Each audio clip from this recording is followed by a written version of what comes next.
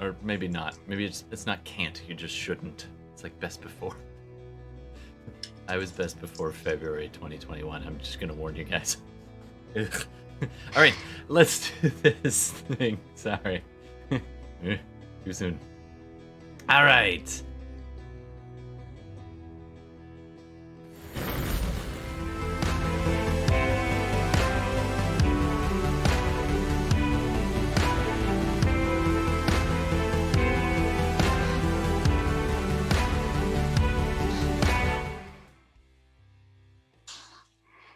Hey, Internet. My name is Todd, and I see it's blacking out my background, but that's okay. My name is Todd. I'm going to be running a game tonight. Thank you for dropping by already, Bertez. I think there's one more Bertez in there. I'm so sorry. So yeah, it's been a day, and we're all a little punchy. So let's, the best time to play Dungeons and Dragons is when everybody's a little bit out of it. It's true story.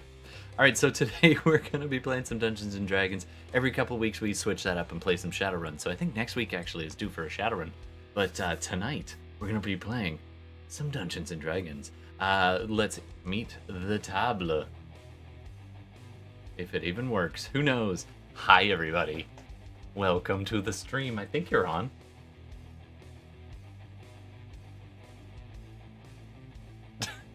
We're a verbose Yes, sponge. we are. There I we got caught rearranging myself. Hello.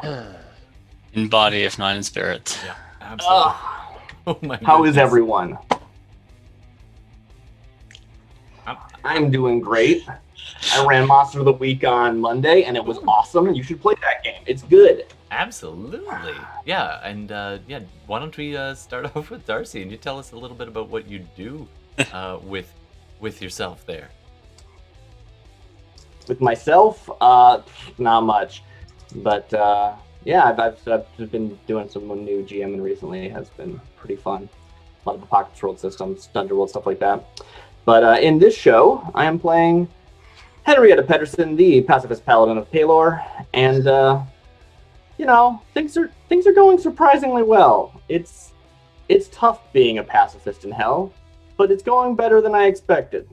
All right, we'll have to work on ending that tonight. I mean, what? Nah, but so you are in hell, and you are a pacifist paladin bard. So that can end all kinds of ways, which I'm super excited about. And the rest of the time, you do a fair bit of streaming, and you also do our art. So thank you very much for that. Okay. Let's go over to, I don't know if this is going to be the right camera or not, but let's talk to Gordon. That is not Gordon. Hold on one sec. I just have to swap out the cameras. But you can go ahead. We'll just pretend. Aren't we always just pretending? What? That's not allowed here. That's a good line, though. Aren't we always just pretending? Except, everybody. Because, what the hell actually is a mortgage? I mean, really, if you think about it. What is money? It's all pretend, man. It's all the illusion of society. Anyway, sorry. Go ahead. You were saying. Somebody give Todd a tinfoil hat. Right. You feel better? You feel better now? You do that? Monopoly money. Is your foil hat backseated on now? I should. I don't keep it on my head. Okay. Gordon here, playing Fenris, Shadow Sorcerer, mainstay of the group, and he's been on quite a journey, through a lot of ups and downs, and now he's kind of figuring some things out in his next move. That is fair. Yeah, I'm curious to see where things go with Gordon. So I'm sure you're mulling something over there. And while you're also mulling on your other free time, all your other free time that you have, which is not existent. But with all that time, I know you've been doing some other stuff. So you want to plug that for a second? We do that every game. Yeah, sure. Made a board game called Lost Ones, my second board game, and had a pretty good Kickstarter in the fall. For those who backed, we'll be opening the Pledge Manager shortly and looking to launch later this year. Fantastic. fantastic. So I always love to give good shout-outs to good work, and I think you do good work, man. I look forward to that. And it's not just because I pledged a little bit trying to get myself some juicy board games. Oh, come on. We're all locked up in here together with our families for too long. We need new and exciting things to do. Am I right? All right, let's keep going around the horn. Bela, welcome back to the stream. I never give her enough lead time. I'm Bela. You never let me know that I'm coming.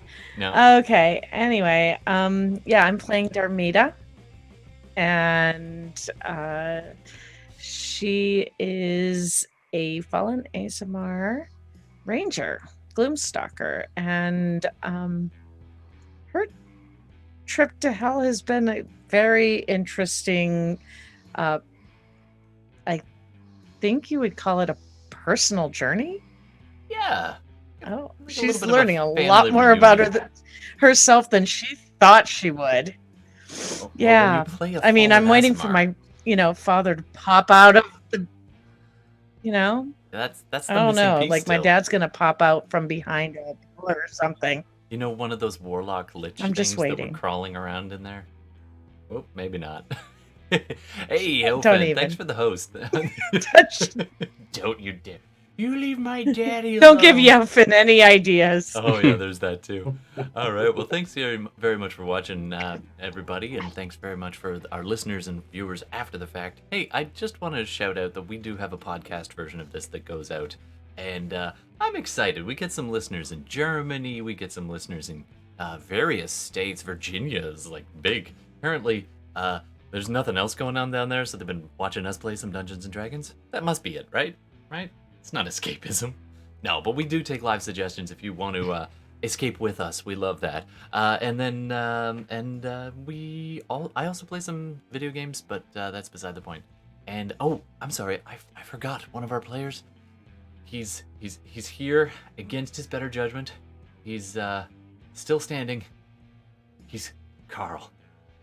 Welcome back, Carl. Thanks for being here. Welcome, feathered friends of Falurie.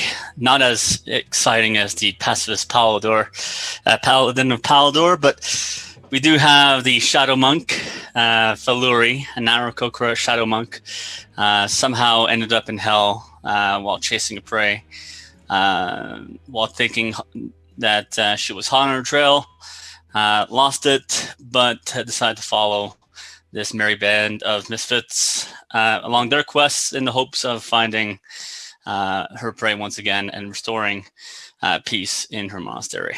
Dude, you are on fire for the names tonight. The Falurie thing, you could even pronounce the pacifist pellet almost that. Exactly, same here. Where were you when we were naming our group? I mean, seriously, the Merry Band of Misfits. That's a good name. I like that. We actually started as a homebrew as a morally ambiguous. And it just doesn't make sense to send these evil mother all the way to hell because I wanted to try a module. This, by the way, confession time. This is actually the first module I have ever run, ever. Like I've never run a module before, so I'm used to having no rules and I just make stuff up. And now there's rules for the DM. Well, rules is too much of a strong word. Well, sort of. It's suggestions, I think would be the term. And speaking of suggestions, the other player is you, Internet. We take suggestions from our live viewers. Yaufing in chat can definitely attest to that. So you watch for a bit, you get some plot points, you cash them in. I believe at some point, Grimdor had a couple of plot points that he cashed in the other night, and I offered to throw that into some names. So I got those. I have to check the list, but I'm pretty sure Flibberty Gibbet was one of them. So we'll just have to build that in. And ASDF. And I don't know what that acronym is for, but ASDF should be in the game. Thank you very much, Grimdor, for that. And any viewers, if you want to be part of this, just cash in some plot points and we will make it part of our game. So that's the idea. And now, without further ado, let's go to hell. You go to hell. You go to hell and you die. I'm sure that happened. Nice pleasant wave. Yeah, I feel like that should just burn it all down. Well, next time we'll bring some hellfire. All right, so you find yourselves back in hell. Yada yada yada. You just left you're still in the crypt of the Hell Riders, and you've met Darmita's mom, known as Nishida, who was the right-hand man of the Eye of Pelor, your prey, your nemesis, now the archdevil in charge of Avernus. You sought high and low to find 3 things: their true name, being a devil, it's always good to have a name, their weapon, their discarded weapon, and their eyes.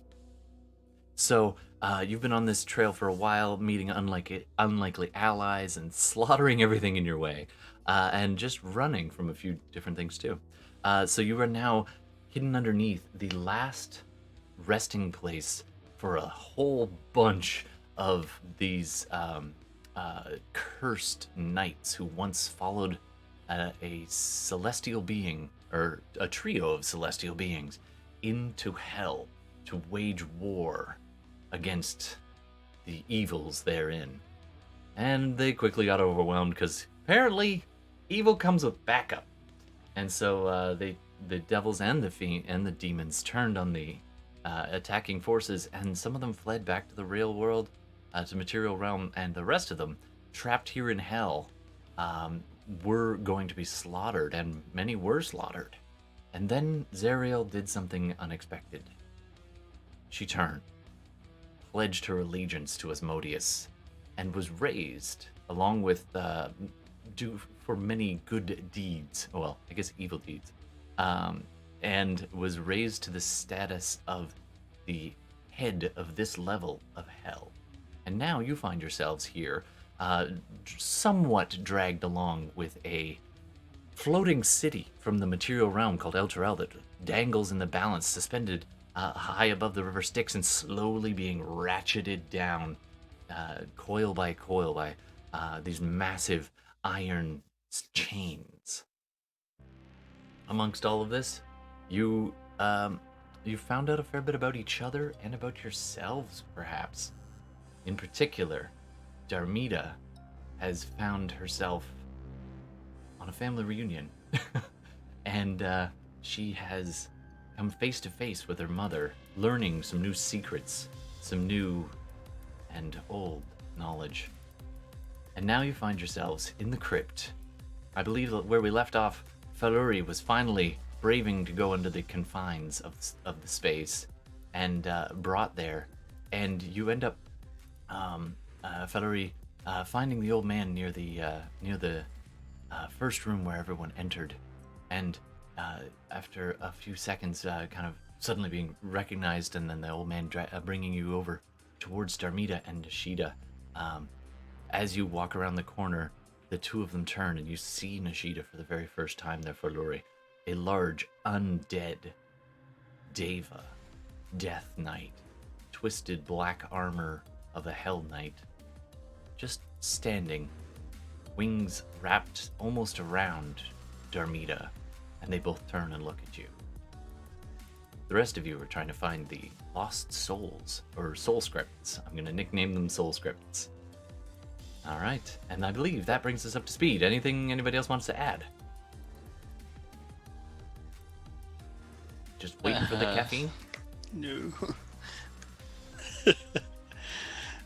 No, I'm trying to figure out how I'm going to react to two freaky people looking at me. Welcome to my world. All right, and now we are back in hell. What do you want to do? While failing to hear the words roll for initiative, I'm going to move myself here and probably turn invisible. You just like Homer Simpson's into the bush. That's right. Yeah. So... I think that was probably the funniest line I've heard in a long time there. Nice job there, Darcy. All right. Okay, so you take a step back, intruding upon this private moment. I'll just leave you guys to reminisce. Darmita, what do you want to do? You definitely see Falurie as they're holding a light source. Actually, an incredibly bright, glowing, what is it, a crystal? Yeah, but if I go and turn it invisible, that light source is gonna Sure. not it be winks there. out in front of you. You cover it up and disappear from view. Yeah, I would likely just look at Falurie and then see Falurie disappear and be like, I know what that is. We've done that. Like Yeah. that's a thing we do. Yeah. All you shadowy types. So I would just yeah, I just kind of look over, take a small step back from Nishida and kind of try to figure out what next. I think I have to find my friends, so Sure thing. So you're a little Friends. disoriented. The bright light from Falurie for the second, at the same time as the world of the quiet, overamped, almost like an oversaturated forest, the white forest that enveloped you and Nishida slowly faded from view from your commune spell. And now you are left in the dark. And let's jump over to Fenris. Fenris, you are quite used to casting heavy spells and surviving on your own if necessary in rough conditions. But this long stay in hell is starting to get to you. You've been here with somewhat adequate food and drink for a while now, and you look around the room and there's all these weapons and helms and shields and lances and swords and maces all scattered around from where you've tossed them. There's almost like a bookshelf, a weapon rack pulled out from the wall. It's at least 10, maybe 12 feet long, and you've been resting it away from the wall. It's about a good foot angled out from the wall on one side, and you've been just patting at the wall behind to no avail. There does not appear to be any way into this secret chamber that you suspect is behind this wall. You can hear Henrietta humming a song just around the corner. I call out before I call it to Henrietta, I'm just gonna knock on do I know if it's hollow, but I just don't know how to open it, or is it just pure solid stone? Go ahead and do an investigation check for me.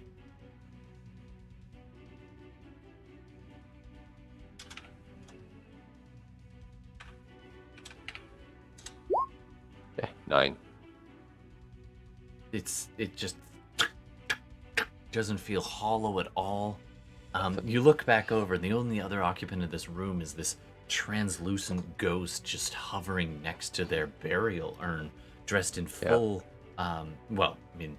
Their spirit appears to be in a mix of chain and plate with the emblems of the old El Terrell, and it just kind of gives you a look like. I'm gonna ask him, since I've already spoken to him, you've been very helpful, and I appreciate your guidance. I think there's a room on the other side of this wall. That's why I asked your permission to move these weapons, your weapons. Do you know if there's a entrance or something? We have searched this room, these tombs, again and again. And yet, there are places that we get lost. There are things we cannot touch. It is possible, but we have never been able to find that which binds us Well, here. we found one room. Yes, We found one room that bound many of your friends. I saw them leave. I believe they headed to the Stells. We're calling them Stells, right? Yeah. Sure. Yes, they're going there, and I think the second part of what binds them, we can free them, but we want to get the rest of you. So maybe you can help. Are you able to go through this wall? I can try. So the spirit moves a little bit forward, and it's weird because it's there for 1 second, and then it's just not. It's like the steps in between just are missing as it moves forward, as though you're missing pieces of the film. And as it moves past you, it comes up almost brushing your left shoulder, and you get this on the edge of your you wear like a elven chain, I believe, and you can feel the elven chain just get ice cold as it brushes past you, and it goes up against the wall and just places its hand against it, and then sinks in up until the elbow, and then gives you a look and a dutiful nod, and then presses forward, and it disappears from your view for a few seconds. And then after a few seconds, you see the whole bookshelf, which has only been tilted out, suddenly shift and then begin to fall over. Please do a dexterity saving throw. Okay.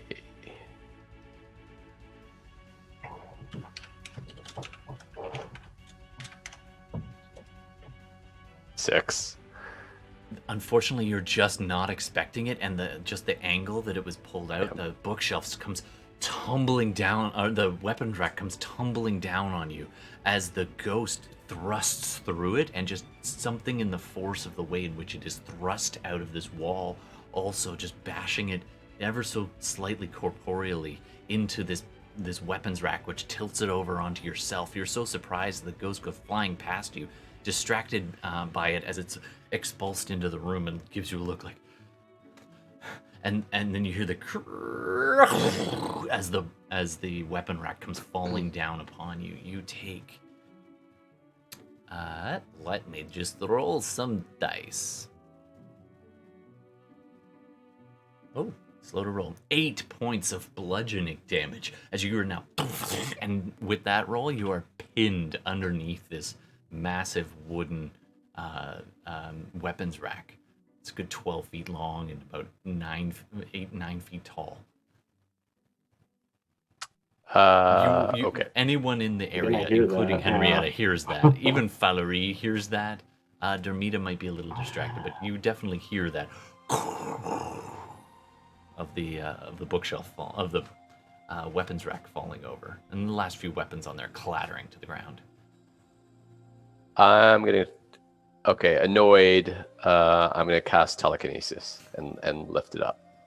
I love how you're annoyed and your like first instinct is 5th level spell. All right, so you, we'll just get back to you in just 1 second as you start muttering the incantation, and the shadows coalescing into this almost only visible to you hand underneath the weapon rack, and starts to push up.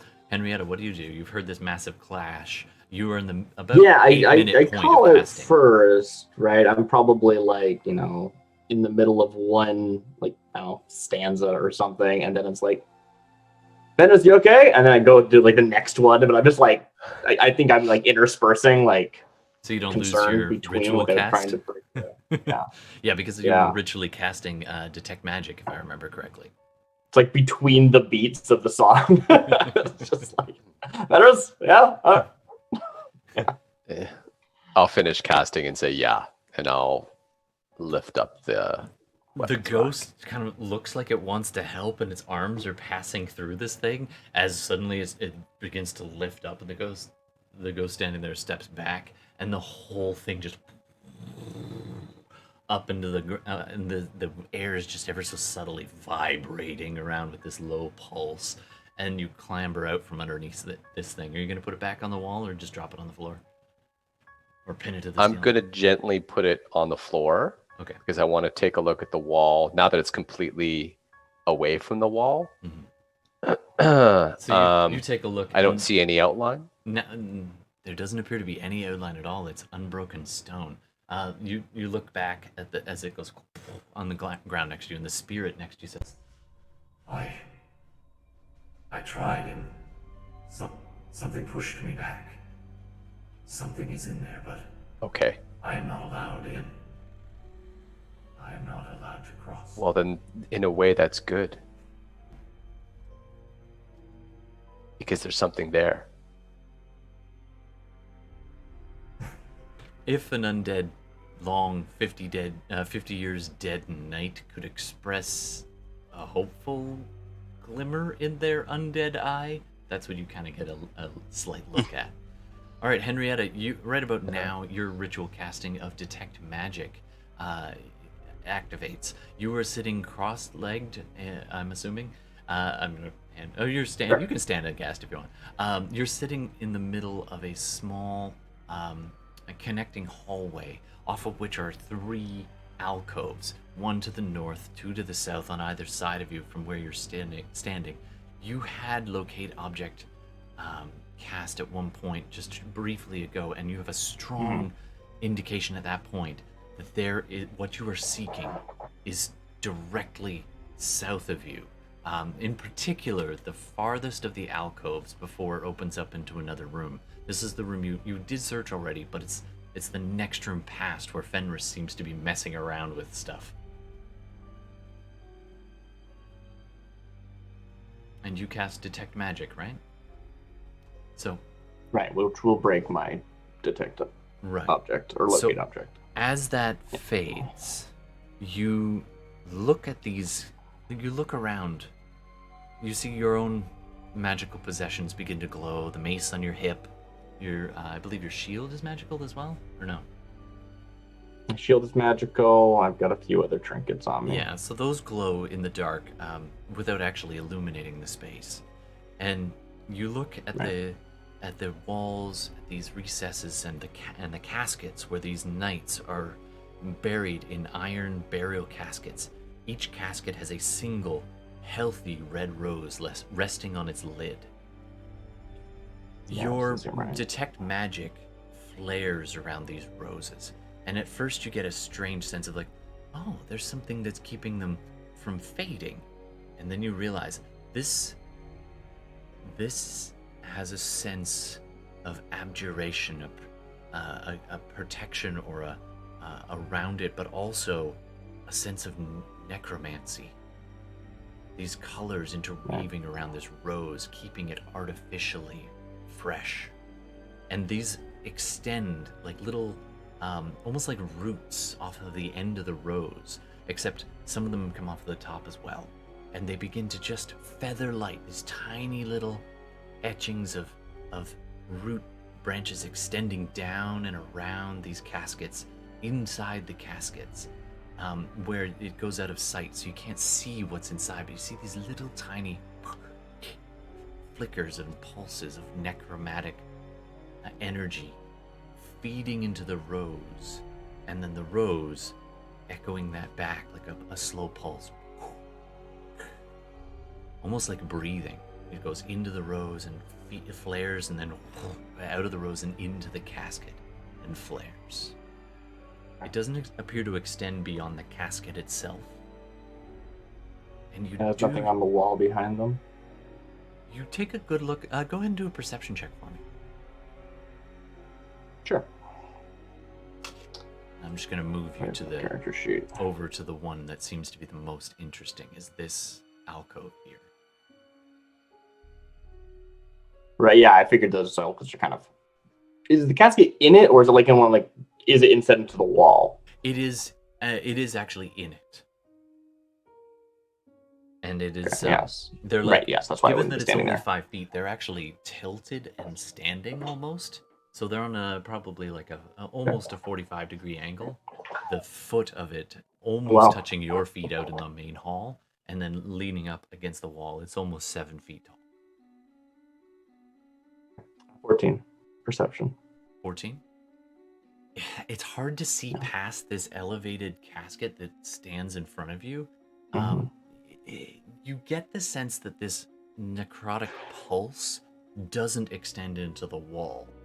It seems to be surrounding this casket. And you see tiny little feathery wisps around it in various places, just bleeding through these little red veins and roots that you don't see beyond that. Yeah, I mean, necromancy keeping the rose alive makes sense. I don't know why. I don't know the ritual So that maybe I'll try and do a religion or something. But Yeah, the you also idea mentioned of the abjuration. abjuration, They're just sort of it mixed together, seems- or yeah, It go ahead. does. They're related, and abjuration can mean protection, but it can also mean traps.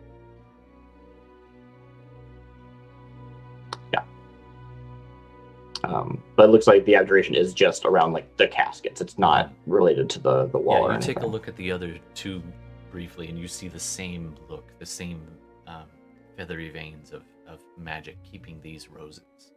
Okay.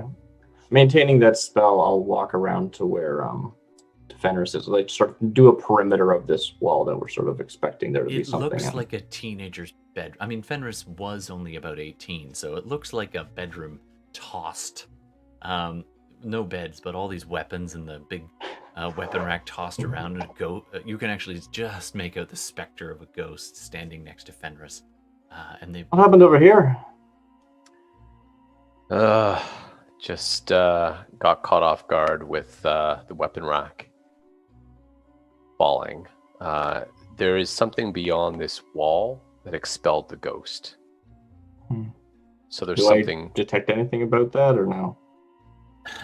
Not that you can see. You look around the room, the wall looks plain. Some of the weapons have an ever so slight magical hint to them, but other than Sure. that, it doesn't appear to be anything magical besides what Fenris is carrying on him or yourself.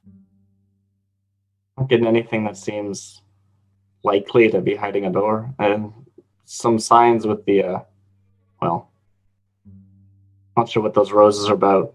Magic's keeping them alive, but I don't know what it has to do with the passage, if there is one.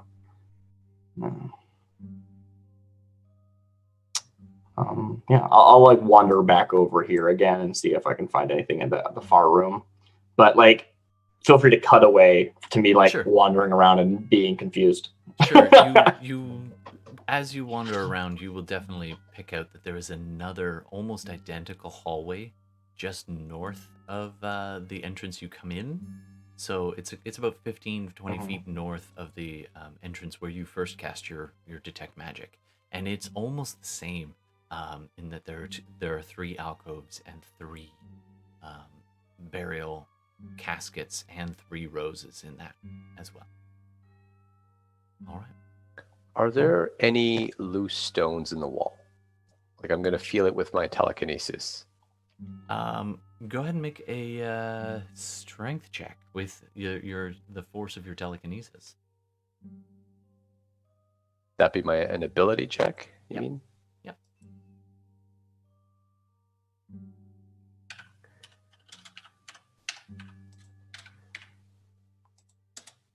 22. Okay. So you're just like, and the whole wall starts shaking, and a few stones come falling away, and a crack does appear, but it doesn't appear to go anywhere. Just you shear off a small piece of stone. You kind of scratch at it pretty hard with this telekinesis, but none of these stones are shifting. It does not appear to have any kind of entrance on this wall. Okay. I'm gonna make my way then to the other side to take a look over here if there's another Sure, you can see way south Henrietta from where. and the glowing shield as she's looking around in the far room there. You're in the hallway connecting the 2 rooms, and you see the same thing. These 3 alcoves, 2 to the south, 1 to the north, and you see these caskets, iron caskets, embossed with carvings and respectful. It looks like a soldier's casket, except there's these little like ever so slight indents at about chest level, where there's a single red rose placed on a small little outcropping, just to hold it in place, and just kind of a little recess there where the rose can sit. And the rose looks as though it was fresh picked just this morning. Even though around you the layers of dust lay thick. Right. And this is on. And I think Henrietta mentioned that there's some kind of magic with them, right? That's preserving them, and that something else about them. Yeah.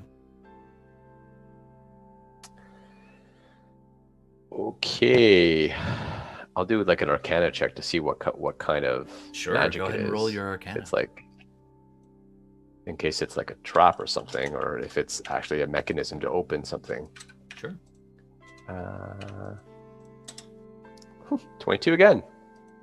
All right, you're on fire right now. So you close your eyes and you mutter just kind of a focusing ritual that you've practiced since you were a child, sitting cross-legged with your mother or one of your many uncles or aunts who were part of your cult, and you start opening your eyes and looking for little inscriptions, telltale runes or signs of magic. And little by little, you do pick out a few of them are on these caskets. The rose itself has the way it's been cut, right around the base.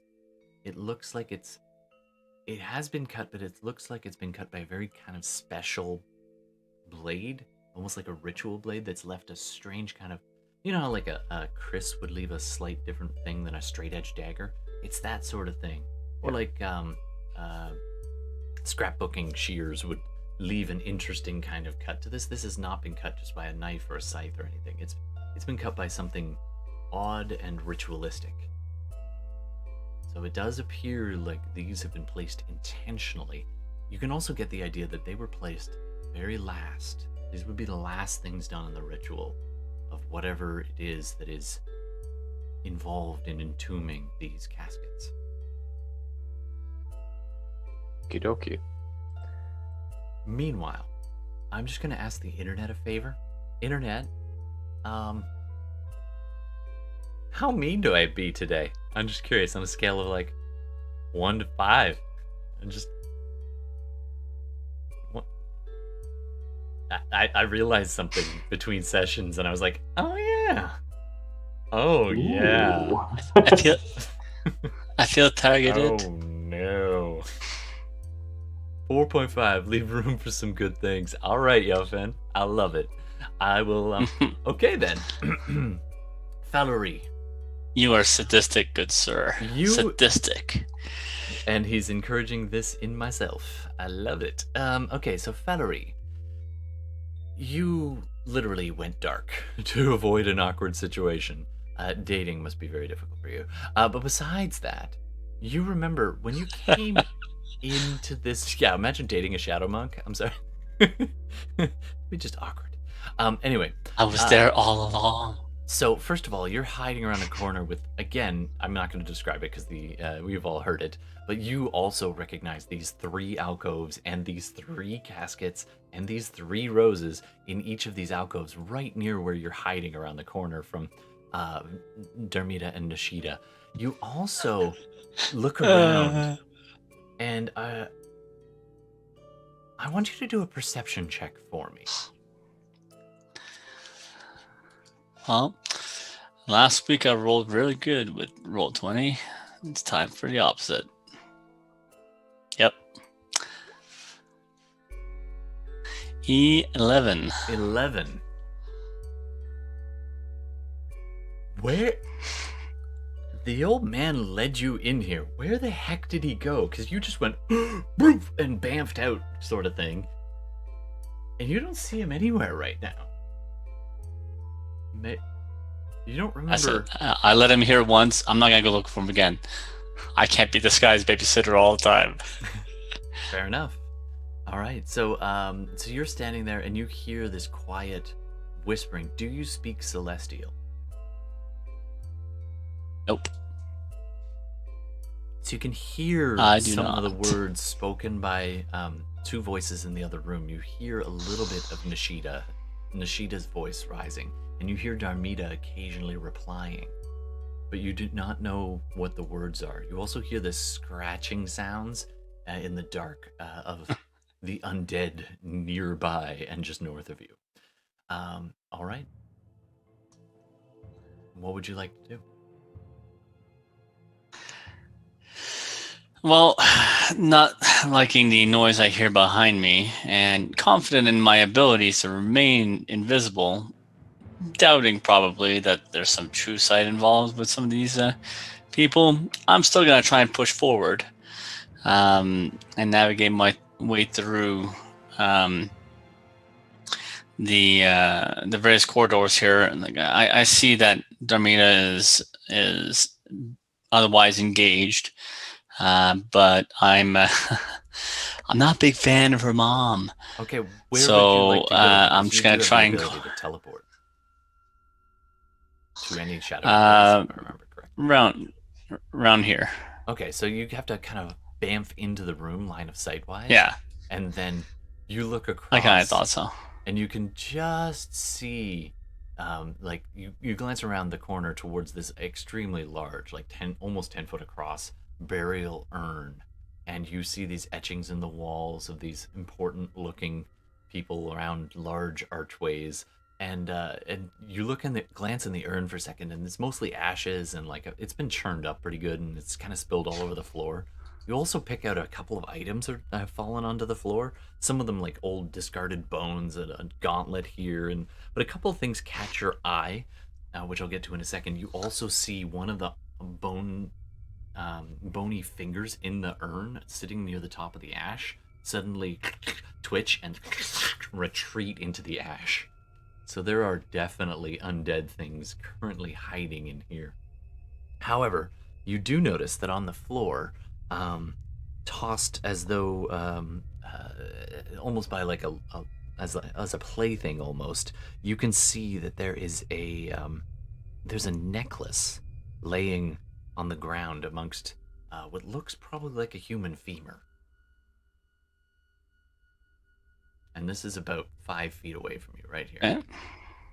It doesn't look tarnished at all. It looks pretty good. It's got some ash on it, but that's about it. Looks to the right.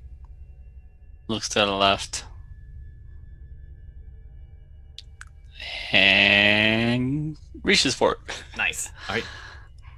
You reach down, and it takes a little bit of jiggling to get it to come off the femur, and then you see like the femur actually has a little bit of a knee bone. The knee bone's connected to the femur bone.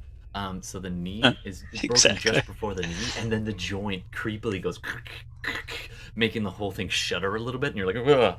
But you now have, it's got these little round, almost gold, like it looks like it's made out of gold, but etched in carvings, and it's connected by a fine golden chain, and it's got these globes of little gold, almost like pearls, but made of metal, and it looks really interesting, and it feels warm to the touch.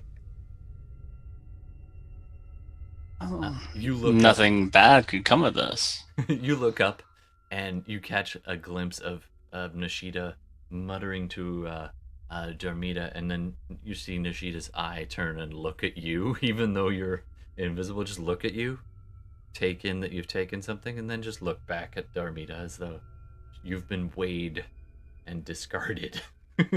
But she doesn't seem to respond in any other way. All right, you wanted to go here, yeah? Yeah. All right, so you are. So I put this back in my pouch. Yeah. Do I notice her?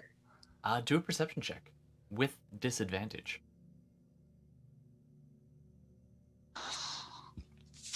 Is it against my stealth, or is it just a straight roll? What would your passive stealth be? I'm just curious. Or if you want to roll How stealth, would one... go ahead and roll stealth. Oh, I mean, I'm asking if I noticed Nishida. Oh, okay. No, you Look definitely like over. Roll an insight check then without disadvantage. That's what I was kind of thinking. Just to try and read her. Now she is undead. She doesn't breathe. She doesn't blink. It's a bit unnerving. But with a 16, you do catch her eyes flick over behind you, and then almost give a passive. And then she looks back at you and continues what she was saying.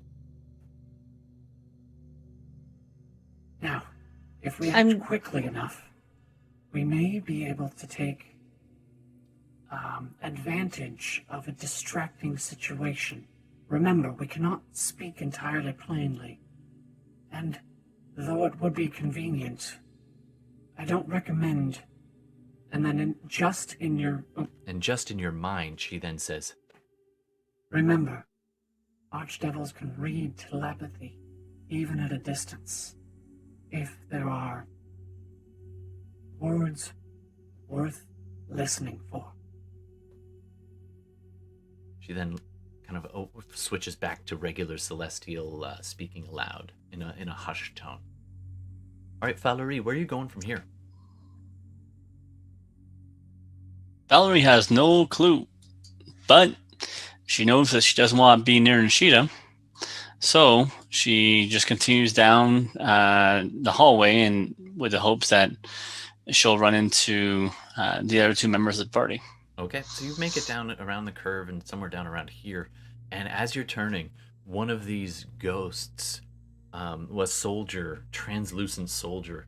You can barely pick it out in the dark, and just you feel this cold. It's just like this freezing cold pass through you for a second as your left arm and wing just brush past one of these ghosts that then keeps on walking right through the stone wall behind you and up in this direction, and then you see another pass through. They don't seem to pay you any notice at all, unless you want to do something as they're passing by. Nope, just taking notes. You do get the impression Like, that they look haggard and sorrowful, but it's almost like they've been given a reprieve of some kind. Would be your first impression. You Okay. know, reading the ghosts.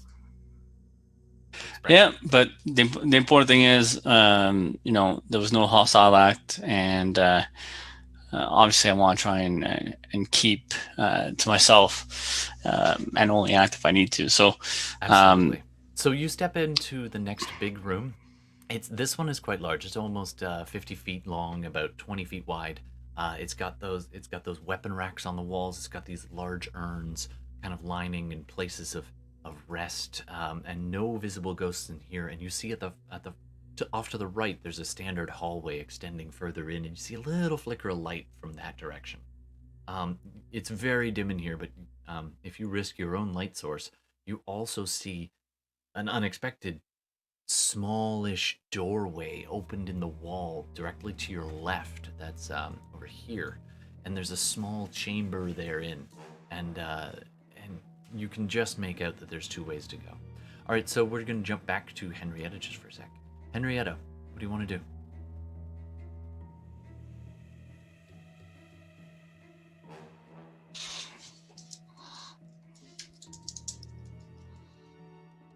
I walk back over to Fenris. Sorry, I was muted there. I was going to ask. And, haha. I don't see any other place where the entrance might be. I'm thinking the magic here, it's to protect the dead. It's stop anyone from tampering, I think, but I think here it's stronger. Is that right? Is that what you were saying? Like I was drawn to this specific alcove? Yeah, specifically this alcove was where you last got that strong pull.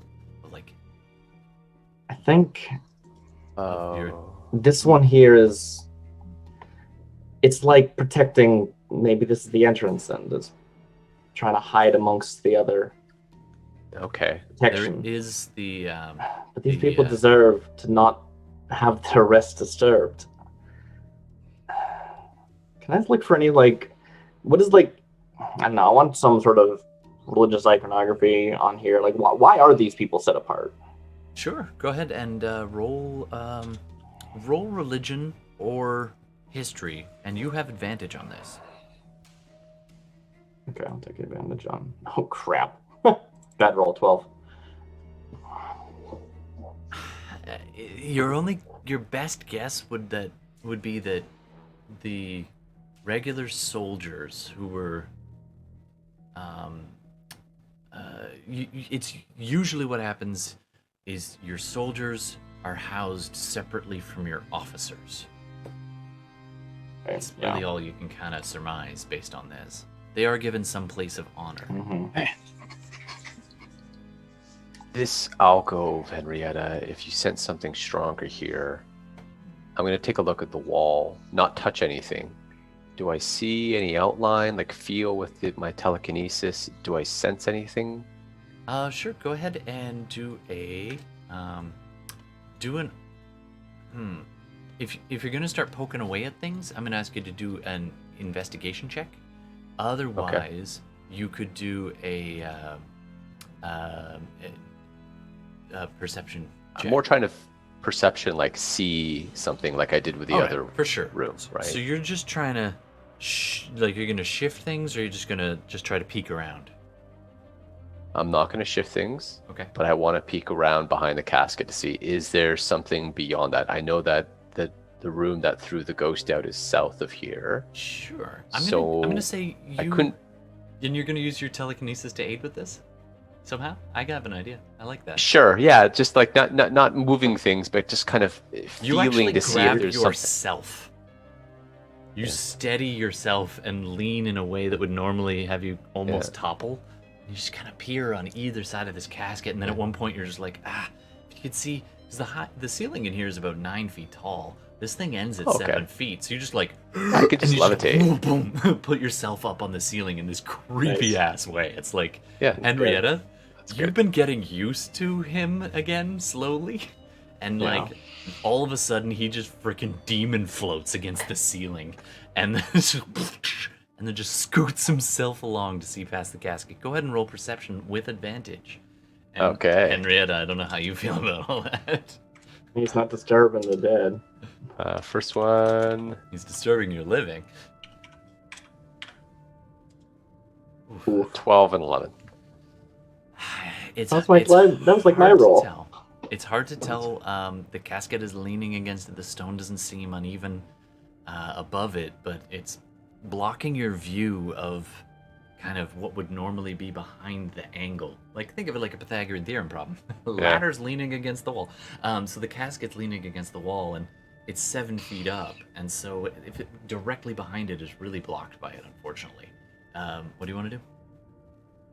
Oh, so the casket's leaning against the wall. Yeah, it's not on the actually floor. on the ground. The base Oh, I of thought it was on the is. ground. No, the base of it is where the feet would be. And it's leaning on about a 45-degree angle, and the top of it is leaning against the wall behind. And so you tried to see above and behind it, but it's leaning at such an angle it's hard to see. But you could try something else next time. I'm going to do something. I'm going to say, Henrietta, just prepare yourself. I know there must be something. And I'm just going to reach in with myself, like a new spell that I learned that I've never used before. No. I'm I think so I've like excited. gotten on a knee and I'm trying to I'm pray going to for cast some form of knock. guidance here. Oh. Okay. All right. Not on the casket, but on the Yeah. wall. How does With knock target? everyone within Let's take a look at that. 300 feet through the stones, Will hear me. echoing through the halls, just Yeah.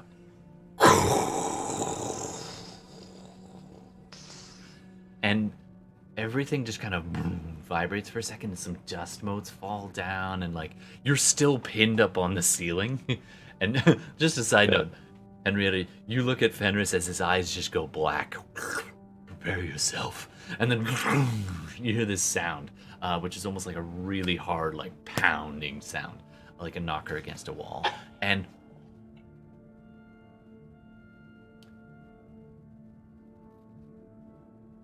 Yeah, I think like exact at that moment that it's like prepare yourself. I just have like gone to a knee and I'm like, forgive us. like I don't know what's about to happen, but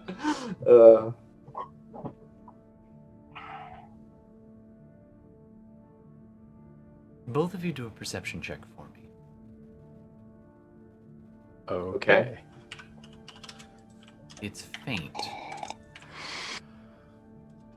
Oh, terrible. 8. I can't. Your ears are still ringing from this sound. Yeah. Falurie, in the dark, you hear this massive sound, like dolorous, boom, like knocking sound from this heavy, almost like metal on wood, just pound, like not quite a gong, just this reverberating through the walls, and it came from this direction, from where you currently are. Do you want to go that way? Do you want to stay where All you right. are? Go back. Yep. Darmita, No, you I'm hear gonna this go that too. way. It's dim light, so Yep. so I can Yeah. see. I'm still invisible, so I'm not really too concerned at the moment. But I don't remember if you're able to move your own Um, mini here, Carl. I've been moving it for you. Oh, good. Okay. Nope. Yep. You go into the I'm moving it. Cool. You go into the next room and you see it's a strange shaped room, but it's very similar to the last. There are urns, there are weapon racks on the wall. You see a couple of the urns are empty, and then a few of them, two out of about 6 of them, have these ghosts just kind of standing there. And you can see it's almost like they're going through old habits. You see one of them sharpening.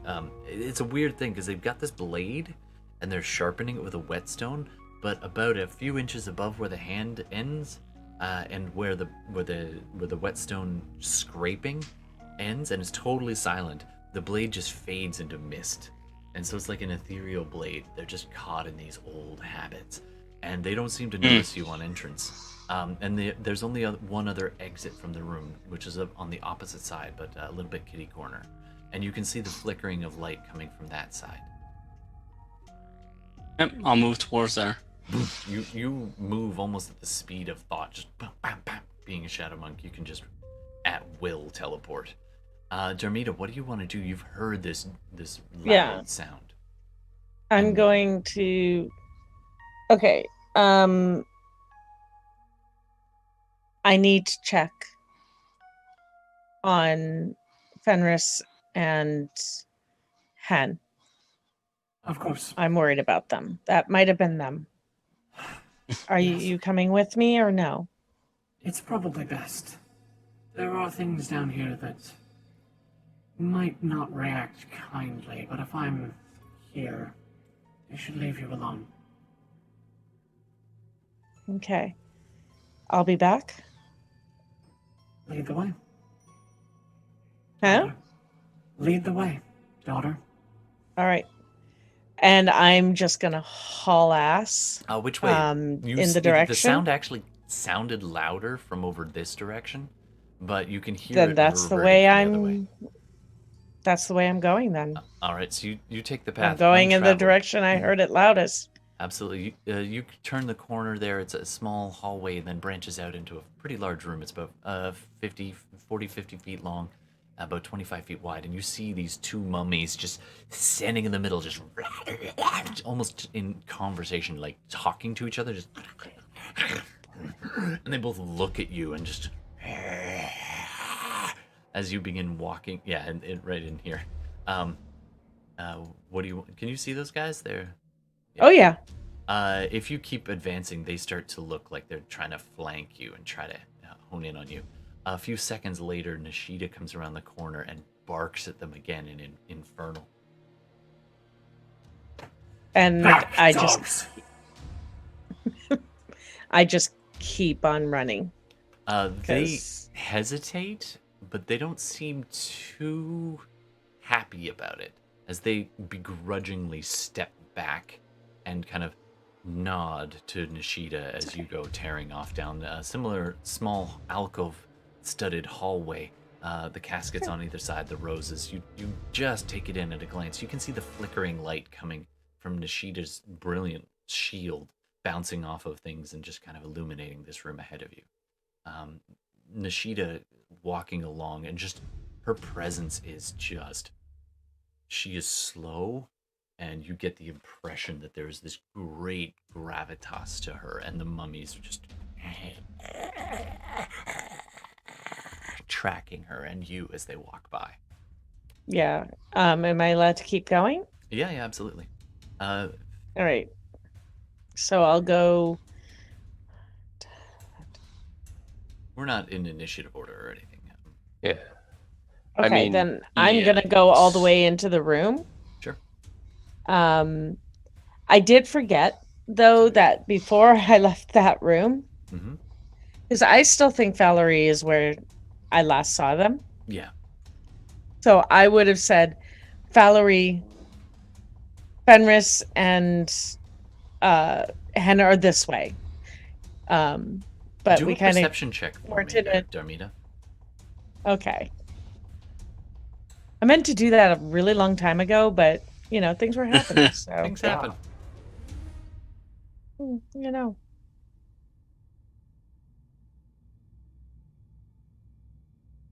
11. Yeah. I When don't you left, notice it was shit. Yeah, you Low don't notice. perception It's just day. shadowy dark. Yeah, it's You a low guys are perception holy day. poo perception.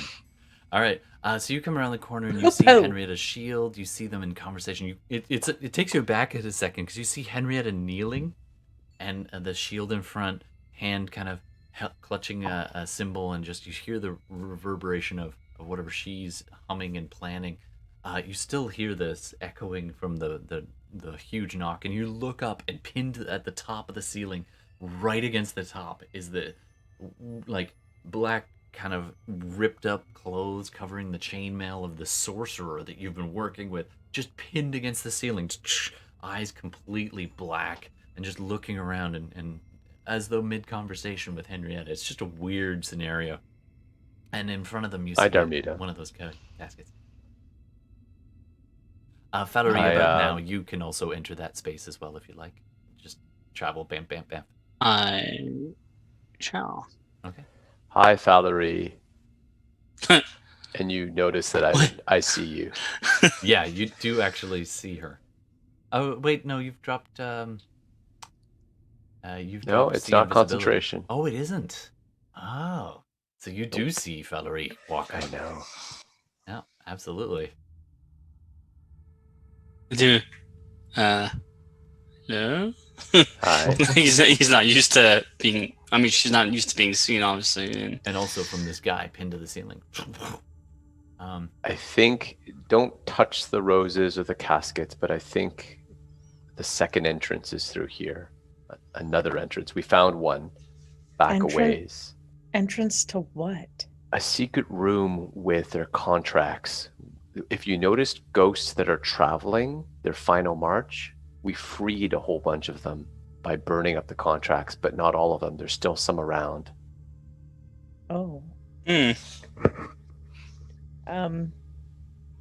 is something south of here that a friendly ghost tried to peer in and got tossed out.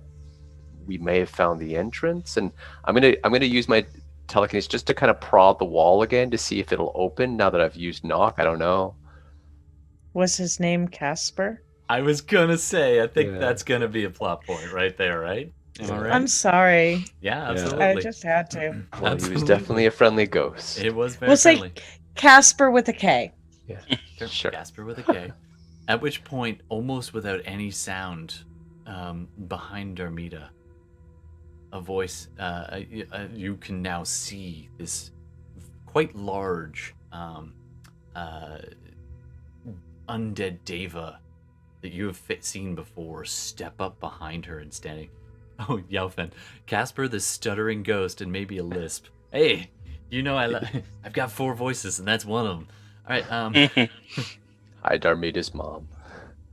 this would be such funny fan art. So everyone's I here would then, love huh? that. Somebody on the Right.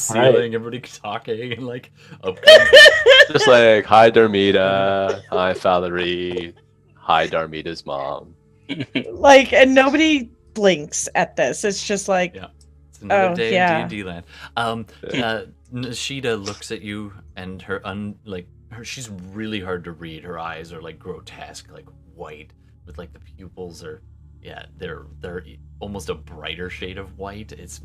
But not like a good white, like a sickly, like she should be blind kind of white. And yet she takes it all in, and she's looking at you all, and she gives you a slight nod and turns to Nishida and says in Celestial, So these are your friends. Good. yeah, it's kind of weird but I have friends. They've looked out for me. That is good. You're going to need them. I trust them. At this point, Nishida looks over past Falurie, and you can see this ghost kind of hovering there, the one that was helping Fenris before, and she looks at him and says, Lieutenant Casper.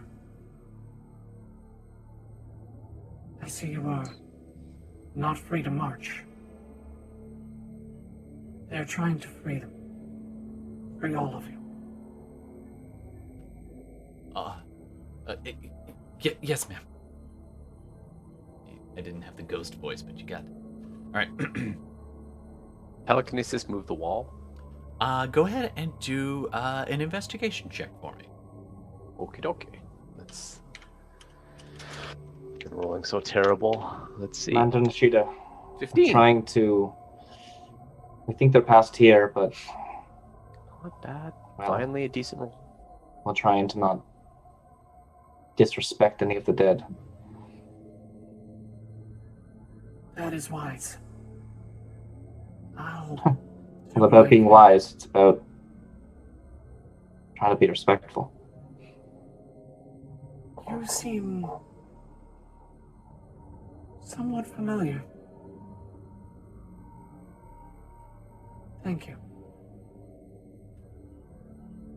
All right, so 15. Okay, so you give this push, and there's a little creaking sound, and a couple of stones go. You get a sense of some motion. You're like, oh, it's gonna go, it's gonna go. You keep pushing. Yeah, if it's working. Like Nice. if I And the whole back wall behind this casket starts to just pinion back.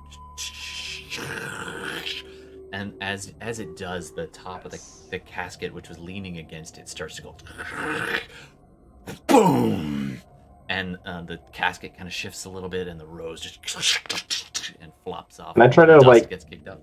I don't know, catch the casket before it fell? Like if the Um, back wall behind it was moving? You do see this going on. You were busy talking to Nashida. Which is probably a You terrible turn, idea. And you're just like, wait, and you dive. Make a dexterity saving. Make a Can I dexterity. make athletics?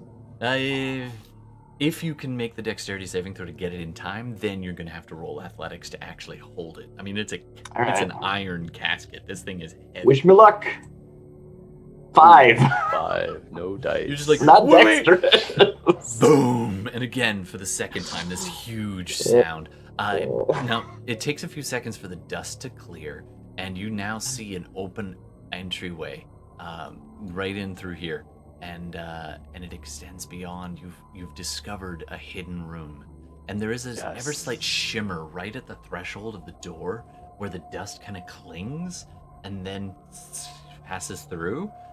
You get this impression that there was something there and still something there, just a magical field of some kind in front, similar to the one you saw in the other entrance at the other hidden chamber. But I couldn't detect it, right?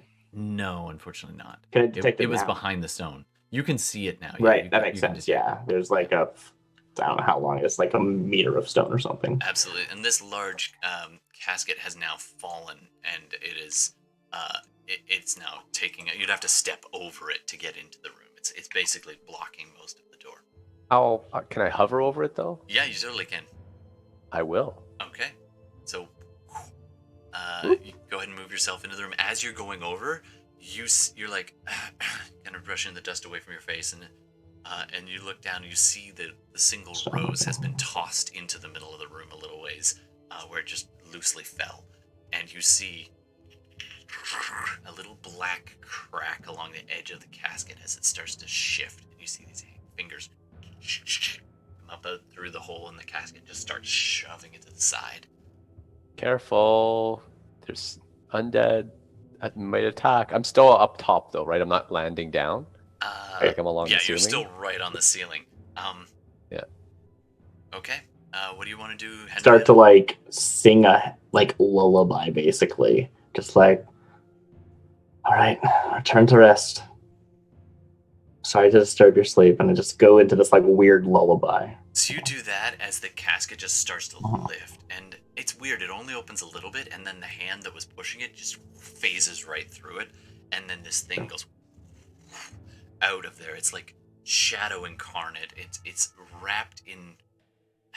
It's really hard to describe. It's essentially you see a single wraith step out of the darkness within the within its long, contained tomb. As this wraith steps in, it does not look friendly. Yeah, it doesn't react at all to my words. Actually, I it is assume. beyond words. And actually, you even hear Nishida say, Unfortunately, he is beyond words. all right, go ahead and roll initiative. Ooh.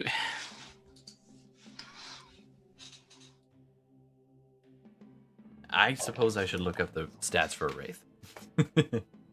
All right. Oh, we fought them before. Yeah, no problem. So, We got so, this. so how do we do this fighting thing again? It's been a while. This is the We warm-up talk to fight. them until they stop. That is the Henderson way. All right. What'd you get for initiative, everybody? 22. 14. Ooh, 20. nice. Couple of real high ones. Okay. Let me just grab a fresh piece. Hen 20. Hen 14. No, 20. Oh, 20. I'm Falurie. sorry. Falurie 20. No, Falurie 14. Falurie 14. Henrietta 20. Darmita 22. Yeah, it's the opposite of what you'd expect. Yeah. Yeah, exactly. Yeah, Fenris 21. Fenris 21. I'll just let you guys go first and assess the situation. All right. Darmita, you see this thing step out of the crypt, out of its casket in front of you, and it looked angry. And it is now standing over Henrietta, who's just half crouched down. You can see past Henrietta, but you'd have to kind of scoot around her to see, or you can just take shots and hope you don't hit her.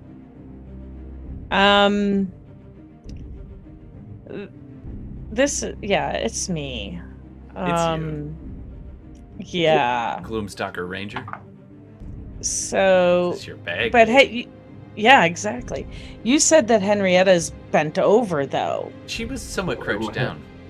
Yeah. So would I see over her to see him? Oh yeah, it's hovering about a foot off the ground. Its Yeah. legs kind of disappearing in wisps. You see Oh, hell remnants yeah. of armor and like skeletal arms and fingers. It's just reaching out towards Henrietta.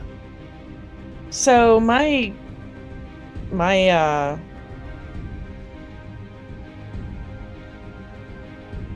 just checking. My hunter's mark would still be up because it's 8 hours. Mm-hmm. So I will bonus action hunter's mark, and I'm gonna be like, because I heard my mother say he's beyond talking. It's Yeah, beyond absolutely. talking. Yeah. All right, so I'm not even gonna waste any words on this.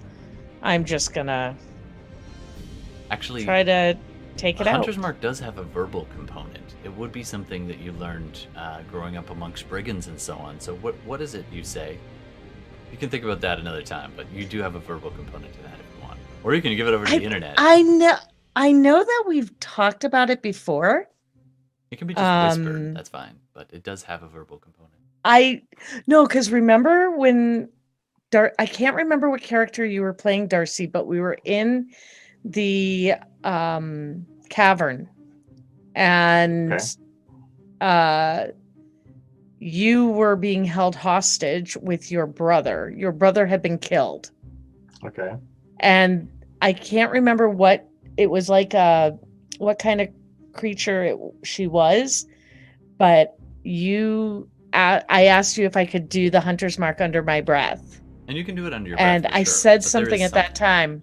Well, And we'd I have to watch didn't the remember tape. what it was now. I Well, certainly don't remember either. we But can what I think is change interesting slightly. is that, like, I feel like your Hunter's Mark casting is probably very, like, this is the quelling up the energy to Hunter's Mark, and then thereafter you're not actually casting it, right? You're just reassigning targets. Exactly. Then it's fine. Right. Just be but it's almost like Yeah. a little quiet.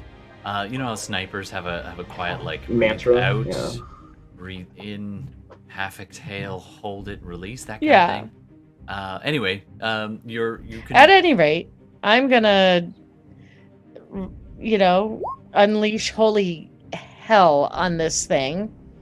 I'm just gonna. 29 to hit. You definitely hit. I'm just gonna throw them all. 19 hits. And 16 hits. Oh, so it does hit? Yeah. Okay, then I don't have to do my thing. And I'm gonna do 3 d6 on top of that. Absolutely. Oh, So far you're that's- at 27 plus 14. What's that, 41? Yeah. 41 damage. Is just, you get this brief instant where you look back at your mom and she's just standing there passively watching as the, like, she's Celestial Army, so she's just kind of watching to see what you can do, and you're just like, yeah, wham, wham, wham. And it's just like, there's even, you almost delay too long as you're like trying to think of that, and then you see her kind of look almost worried for a second, and then it's just like 3 arrows just tearing through this thing, and they drag for a second as they hit it and then just pass through. One of them clings into it for a little longer than the others, doing some serious damage. All right, next up, Fenris, what was your initiative again? 21. Okay, Fenris, it's you. You are in the room. There's mist on the grounds, obscuring probably the last foot at the bottom. I'm not too worried about the Wraith because You can Darmita hear just- the bow twanging. Yeah, and there's like it's one Wraith surrounded by a whole bunch of my team. But when I see into the room, do I see the contracts? They were in the bottom little bit. So if you wanted to use your telekinesis to kind of brush aside the mist, then as you do that, or Mage Hand, either one, and as you do that, you see all these little linen kind of linen-like strips of old parchment with these fine etchings in a reddish coppery ink. The entire floor is just filled with these. And now there's little edges where it's not, and you see this large pentagram etched in the floor in this extremely dark blood of some kind. It's very much like the room you saw before. This would be the other cache of contracts. But just like the other room, then I'm going to just start lighting them up. I love how you're just on the ceiling and just like firebolt. Yeah, Not ball, right? You can just cast No, fireball not- if you want to. I could. That would really hurt. No, it's okay. I just like to give you enough Say. options to roast yourself. All right, so you begin lighting firebolts and flinging them at the floor. The parchment begins to crackle. It's so dry in here. All right, back to next up is what's your dexterity, Henrietta? Low. Okay, Something the low, Wraith I don't know. goes next. Go for it. All right, so the Wraith attempts to reach its arms out towards Henrietta. I need you to well, hold on, we'll see if it even hits you. I'm rolling with these dice tonight, apparently. Whoa, rolled an 18. So that is going to be a 24. Does 24 hit your AC?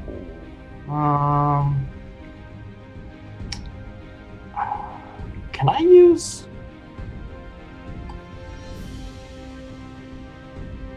Can I use cutting words on a wraith? Sure. That's a thing I have, even though you've like never seen me do it. Yeah, you could totally use cutting words. Yeah. Go ahead and roll your inspiration die. And, So I'm guessing 24 would hit. As it just comes up, you don't even have a chance to get your shield up as this hand. right, and is I to- want to say something like, what would I say? It's something like it's probably not like you suck like most bards do. It's more like stand down. You don't need to do this. Like something like that. Like weirdly, yeah. You are out of line, soldier. Naturally, maybe I go into the like a military angle. Like I have military training, even though you don't see me do that kind of stuff, right? All right. So Paladins go are ahead and military roll your bardic that. inspiration. What is my bardic inspiration? It's like a D6 probably, because I'm multi-classed. It's probably true. I'm just gonna do that for. I should find it, shouldn't I? Yeah, you should find that. Okay. As it's reaching towards you, it will hit you unless you do this, I imagine. So Yeah, we'll figure totally we're will. gonna have to resolve this in a second. Coming up next, though, is Henrietta's turn. Inspiration die is a Followed D8 by at Falurie. 5th. I think I'm 5th. I don't know. Okay, so yeah, roll the d8. I am 5th Paladin, 6th Bard. Okay. And I'll just roll it over here. 8. 8. That brings misses. it down to 16. Does 16 hit your AC? It does not. Yeah. Got a shout out to the storytelling gods for that music note. That was not me. That's fun. I love it when that happens. All right, so as Yeah, so as like this I comes forward- rise to my feet. It's like, stand down, soldier. You're out of line. and it looks like it's gonna keep going, and then you mutter the word for light in Celestial, and it's just like. Yeah, I'm raising my shield at the same time, probably. Oh man, that was pretty clutch because it was about to do like 24 damage and steal your life. Yeah, raises are they're no joke. Yeah, that would have been fun. All right. Next up is Henrietta. What do you want to do? Yeah. That was your reaction. I step forward. Now that they're like right up in my face, this is good. I was wondering if I was gonna have to like walk over their tomb, and I don't want to. And I try to like put my hand on its shoulder, which I know like doesn't exist. I like sort of like phase through it a little bit. A little bit, yeah. Do I manage to do that? It is well, what are you trying to do? What I want to do is I want to just like look at it and be at rest. And I just want to do the Divine Smite. I don't want to attack. I want to just touch it. Okay, I'll do this as an unarmed combat just to see if you can actually do it without the hand being slapped away or something. So Okay, roll do you want an me to make like a attack. normal like attack Just a roll? regular attack with all your bonuses. All right. What is my normal attack? My normal attack is, I mean, it's just like a strength with It is looking pretty wrecked up. Those arrows did. All right, a I'll do lot it of as a damage. strength save because that should be the same thing. Sure, or grapple. Natural It could be 20. the same as a grapple. Nice. Well, grapple is different because it's athletics check. That's true, but so in grapple this is a case, you plus make 12. contact. It's a big deal. Yeah. You make contact with its shoulder. It phases through a bunch of wispy stuff and just tugs a little bit, and then you find a shoulder, and it feels remarkably human. And you look it in the eye, and what do you say again? Be at rest. Go ahead and Like, roll your just divine chill. smite dice.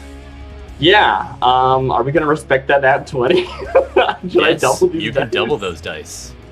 All right. I was. Just because you're doing a melee. I'm gonna do it contact for doesn't flavor. mean- I know I Yeah. don't need this much damage, probably, but I'll do it for Well, flavor. I'm gonna use a you double might. 4 to my Divine Smite, which is actually, does it max out? I think it might max out actually. Is there a maximum Divine Smite damage? Max or 2d6 to a maximum of 5d8. Yeah, not d68. The extra damage is 2d8 for first level slot, plus 1d8 for each higher to a maximum of 5d8. Plus 2. And you're doing this at 5d8? Yeah, it's 5d8, but it's an extra d8 because they're undead. All right, so So it's roll 6d8. 6d8 and double the results, and add 2 on top, just for fun. Just for fun. Mechanically, I'm treating it a bit like a punch. I know you didn't actually intend to do harm or anything, Right. but mechanically, I think I want to reward that. Slash roll Falurie, you're on 68. deck. No, we decided. Yep, Mhm. 68. I don't That's think it's gonna survive 29. And Yeah. I mean, you like to double the result. I usually double the dice because that's the rules in the book. Yeah. But whichever, like it doesn't have that much health, right? It doesn't have too much. I don't know what. Did you add any modifiers to that or no? That's just straight. I did. 29 That's roll. just the divine smite damage. Oh, nice. No, Okay, yeah. So double change. that. So that'd be what is that? 60 minus 2. So yikes. 58. Yeah. Okay, yeah. It doesn't matter. I just want this like very like solemn like I'm sending you to rest situation, right? I And- put my hand on their shoulder. You feel that it's actually remarkably. It's cold shoulder, but it is almost like you were gripping this real soul. You reach back before its curse, back through time, and you just make contact with the being that it once was, and tell it to be at rest.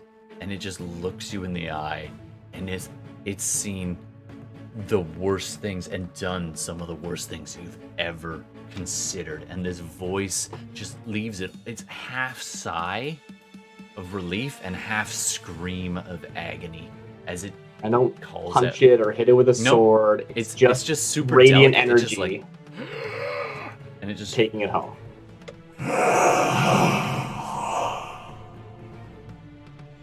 And it just crumples just to ash and mist on the floor.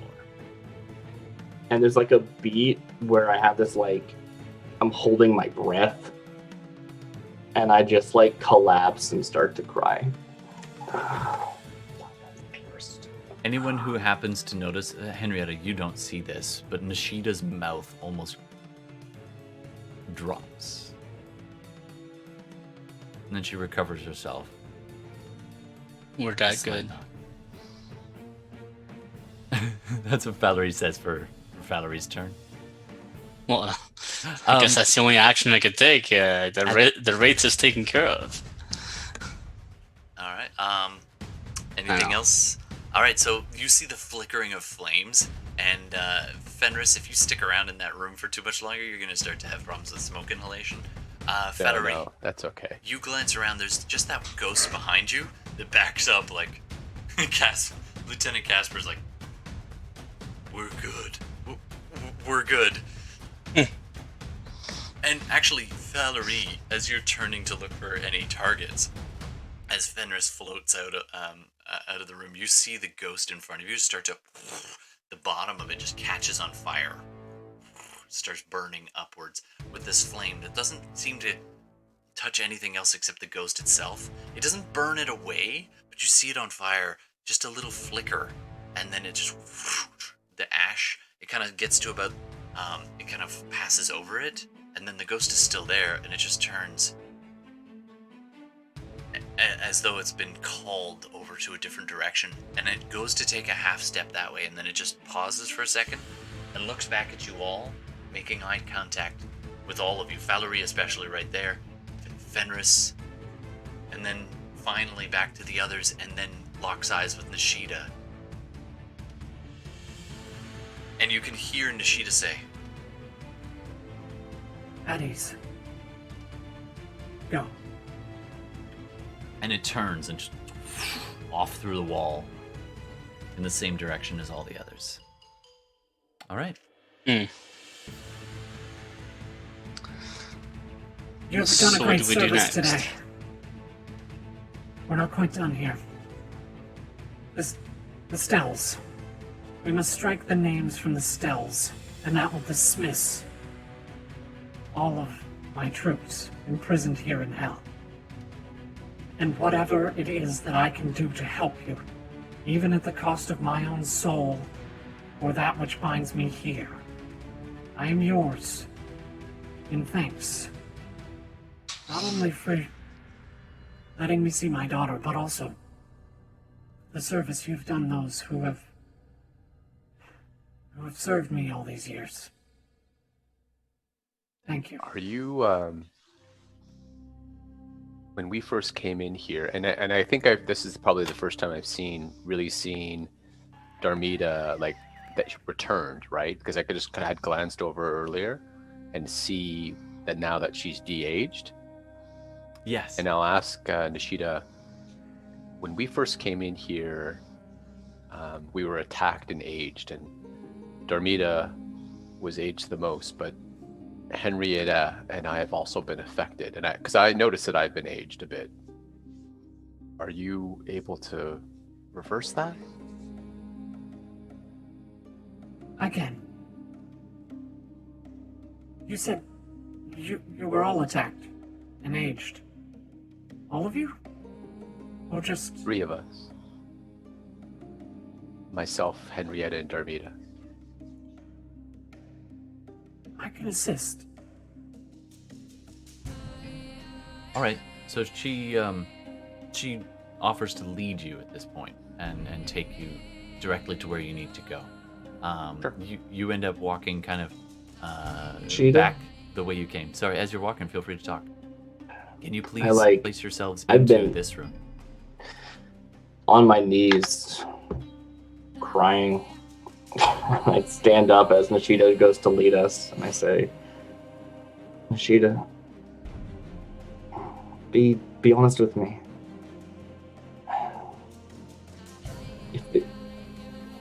If this soul had been freed, would it have made any difference?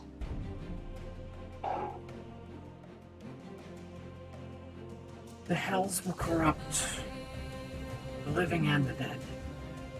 Some are beyond redemption, but not all. It's difficult to tell. But sometimes I must try. I appreciate you trying. I really do. Thank you.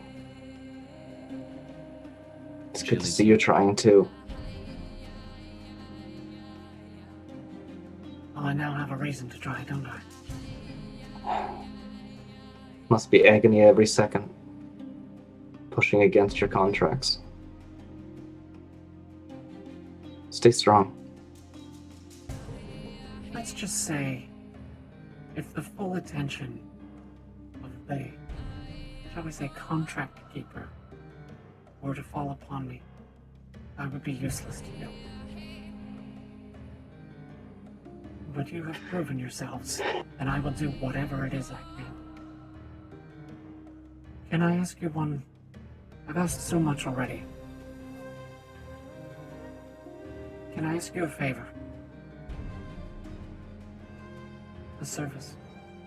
Though I have no right to do so. Name what it is. And then in I don't your make- head, you hear her voice, unmuttering, Sure. not aloud, as you're walking through, and she says, Can you please try to get my daughter out of here? I don't want her to suffer the same fate that I suffered.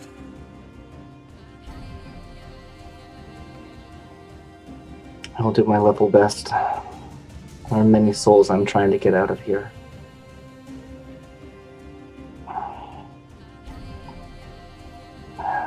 And I fear I've taken on too many. But I will try for every single one of them. Some will be well worth your effort. But know this. Some are so corrupted that they deserve this place and it deserves them. Perhaps even mine.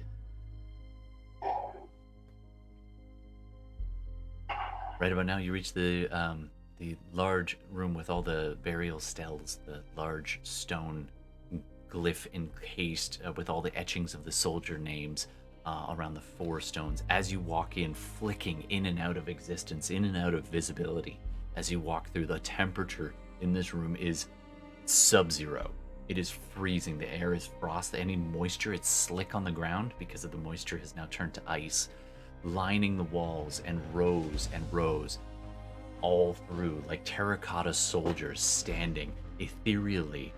Some of them visible at different points, some of them still invisible, but you feel their presence as you walk into the room. There is every last soldier that followed Zariel, or almost every last soldier who followed Zariel and Nishida into hell, who stayed. Their souls bound here, and they just fill this room. You almost have to like press shoulder to shoulder, and every once in a while you pass through one and your arm goes numb. This whole room is lined with ghosts, and they're all standing at attention as you walk in. And Nishida turns around, and you see her eyes she doesn't show a lot of emotion, but you see these trails of black tears just pouring down her face. But she's unaware, other than that she is weeping. As you walk in, and the ghosts snap to attention and salute as you enter.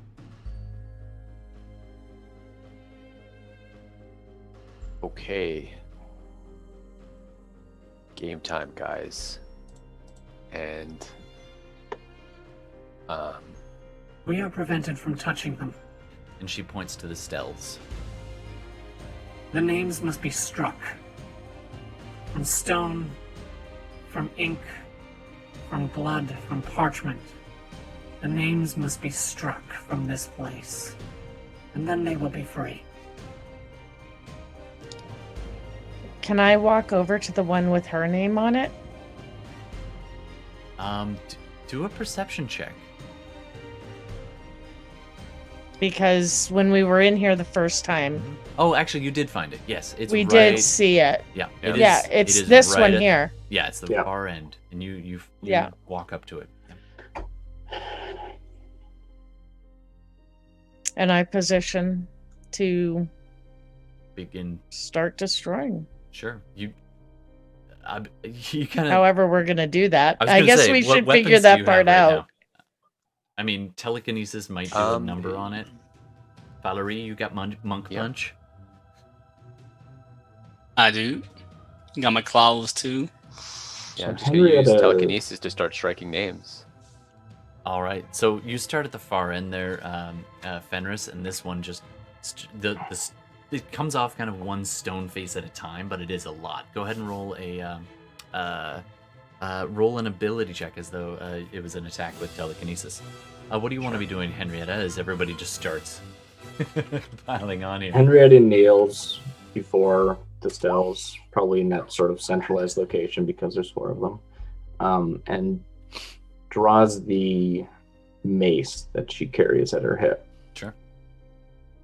So she's kneeling. She has that in front of her, 2 hands on it, and starts to pray. Mhm. Now, I believe this weapon is technically magical, It is. and I've never officially attuned to it. And attuning officially takes an hour, but It's been I on think your this is person sort of long enough. symbolically It's- attuning to this. Yeah, absolutely. As I attune to this and try to channel sacred weapon through it. Nice. All right. Is that paladin? Do I have that? Because I guess I don't, do I? Because that is based on my channel divinity, which I don't have available right now. I'd have to take a rest to do that. So Well, you That's can true. still use it to smash up stuff. yeah, I can. So I guess it's more of a symbolic, religious prayer. right. Let's see if I do have any buff though. And Darmita, do you You have know, any for the weapons that could hurt symbolicness stone? of it. Or are you going to be shooting I- with arrows? No, I actually... Darmita's a smart little cookie. She has a crowbar and a short sword. You Very also good. have one other thing. You have a massive maul.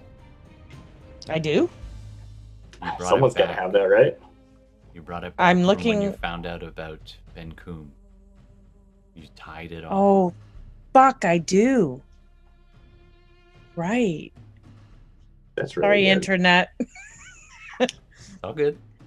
So I'm I sitting have- there and- I will, yeah, I'll use Ben Coombe's maul. All right.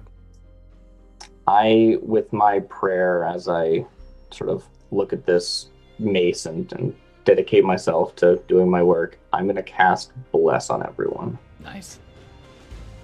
There's a pulse. I am of light. blessing this act of... What does Bless do again? It gives you combat D4. bonuses. This isn't combat, doesn't matter. It's D4. All right, so everybody, go ahead and make your attack rolls on these steles and tell me which one you're going to be going after first. We're not going to be pounding them all down. This is more just symbolic, like how quickly this goes. Yeah. I'll bring up the official rules on Bless then. No, it's My- Oh, that one. Yeah. But, My question is what... I don't know much about Ben Coombe's maul.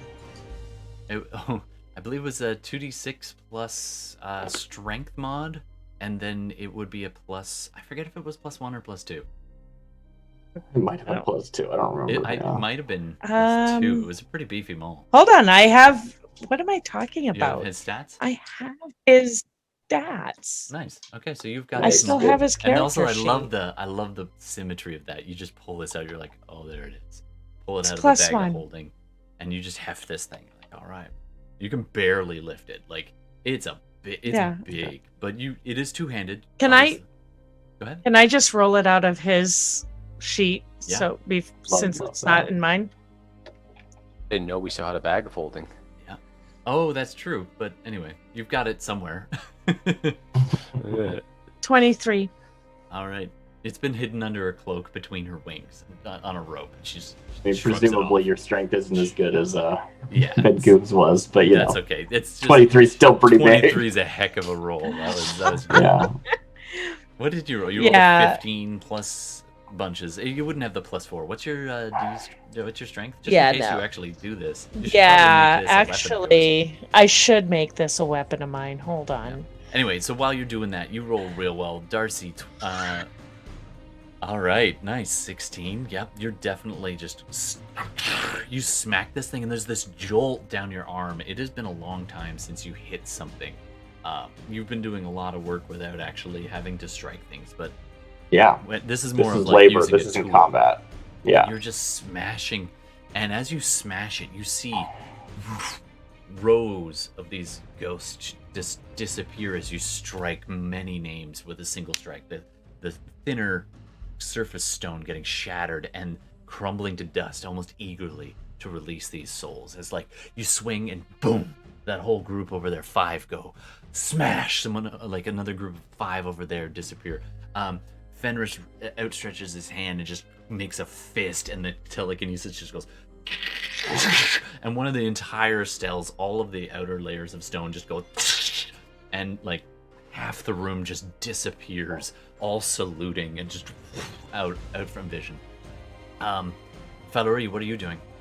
So, are we hitting for to hit, or are we hitting for damage only? When rolling you're punching for- stone, you're not going to end up actually rolling the damage, but you're trying to impact the stone and just So shatter roll this for a thin hit. layer. Yep. All right. So, I use my Talon Strike then. You just kind of 23.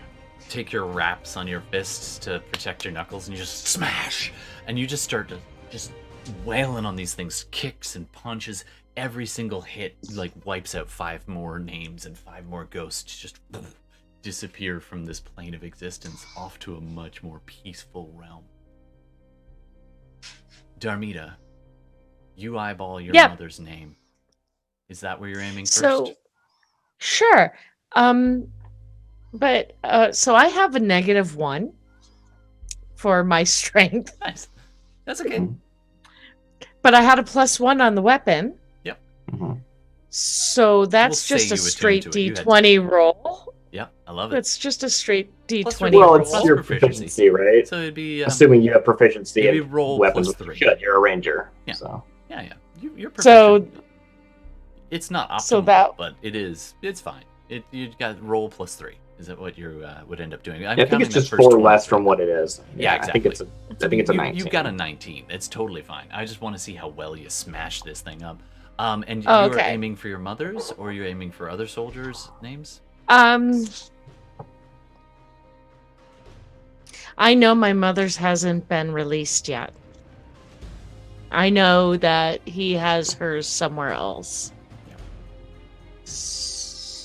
Interesting point of order. You still like this as you grip this maul, this flash of anger and almost this echo of like, oh, the things that this has smashed. And you just go before you even think about it. And it's like a good solid hit as you slam this into this stone, your mother's name, and a bunch of others around it crack and crumble and fall away. The little bits of stone hitting the ground and just gone. Your mother's name, it almost resists with this weird kind of it reverberates, and it for a second you think you've smashed it, and you pull them all back, and the name is there, untouched, unbroken. Names near it are dust, but her name cannot be struck from this stone. That's what I figured.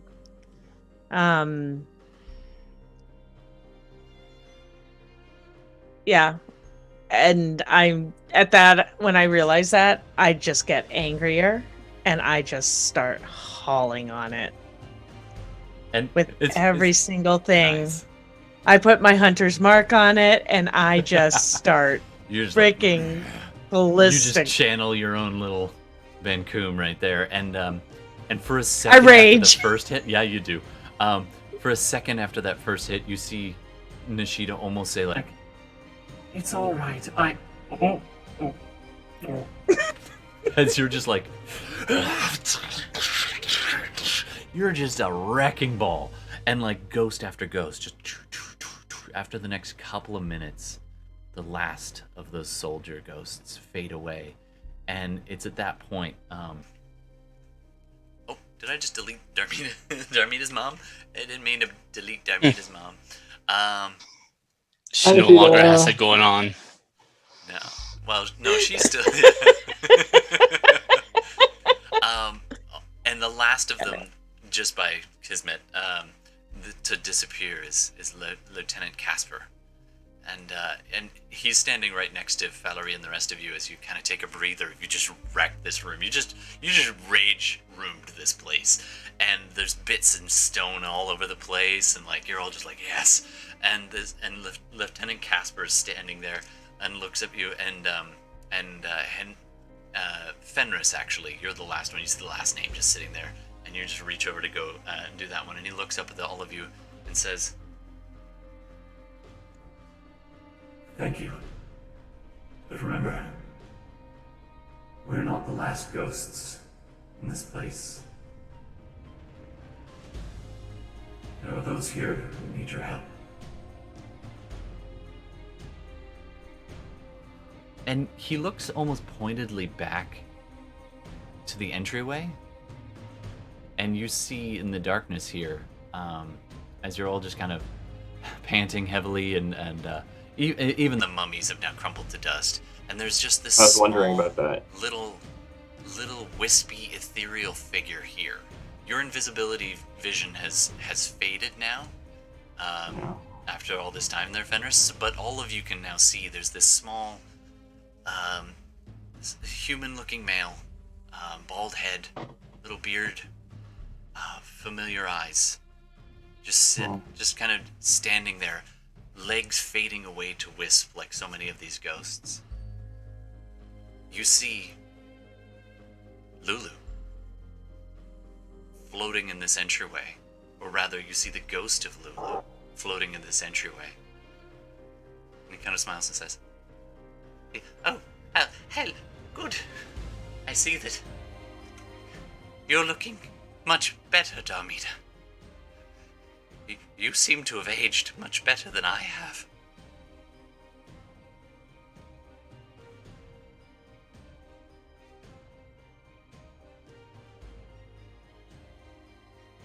And judging by you're all like, what the fuck? Falurie like looks back in this room and just bamps back, and the rest of you kind of look through and you walk past the ghost of Lulu hovering in the hall and crumpled between two of these urns in the battle when the ghost did its frightful pulse and hit everyone in the room.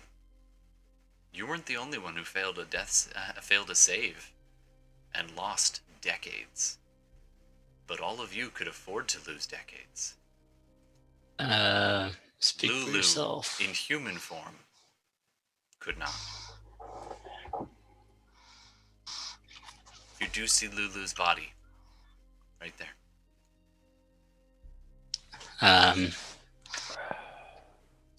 Falurie, that whole time you were talking to Lulu's ghost form, by the way, just so you know.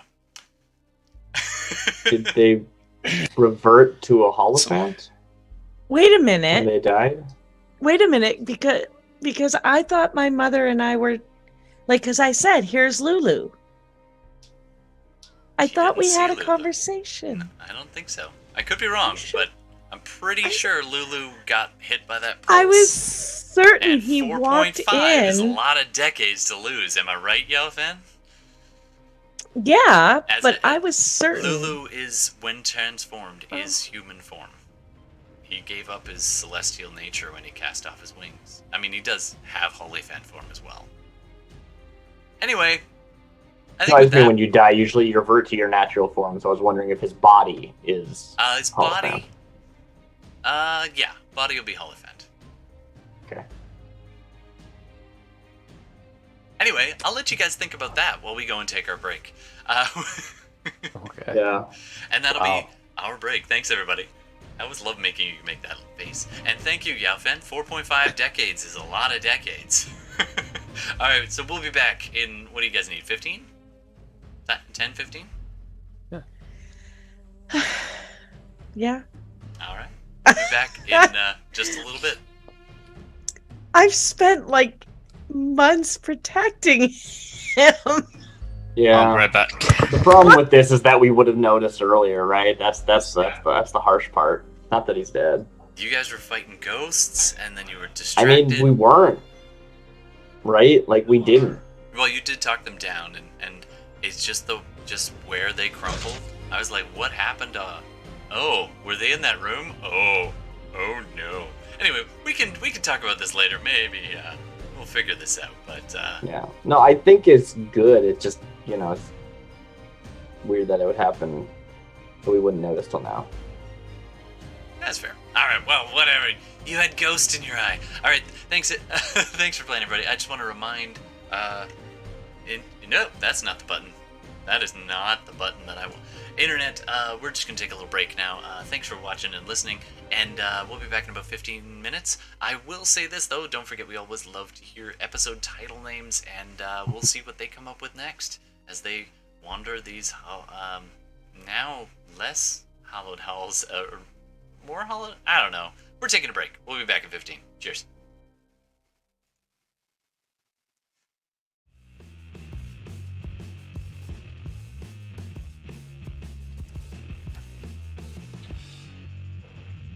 I believe we are back on the audio. Welcome back. Hey, Grimdor, welcome to this.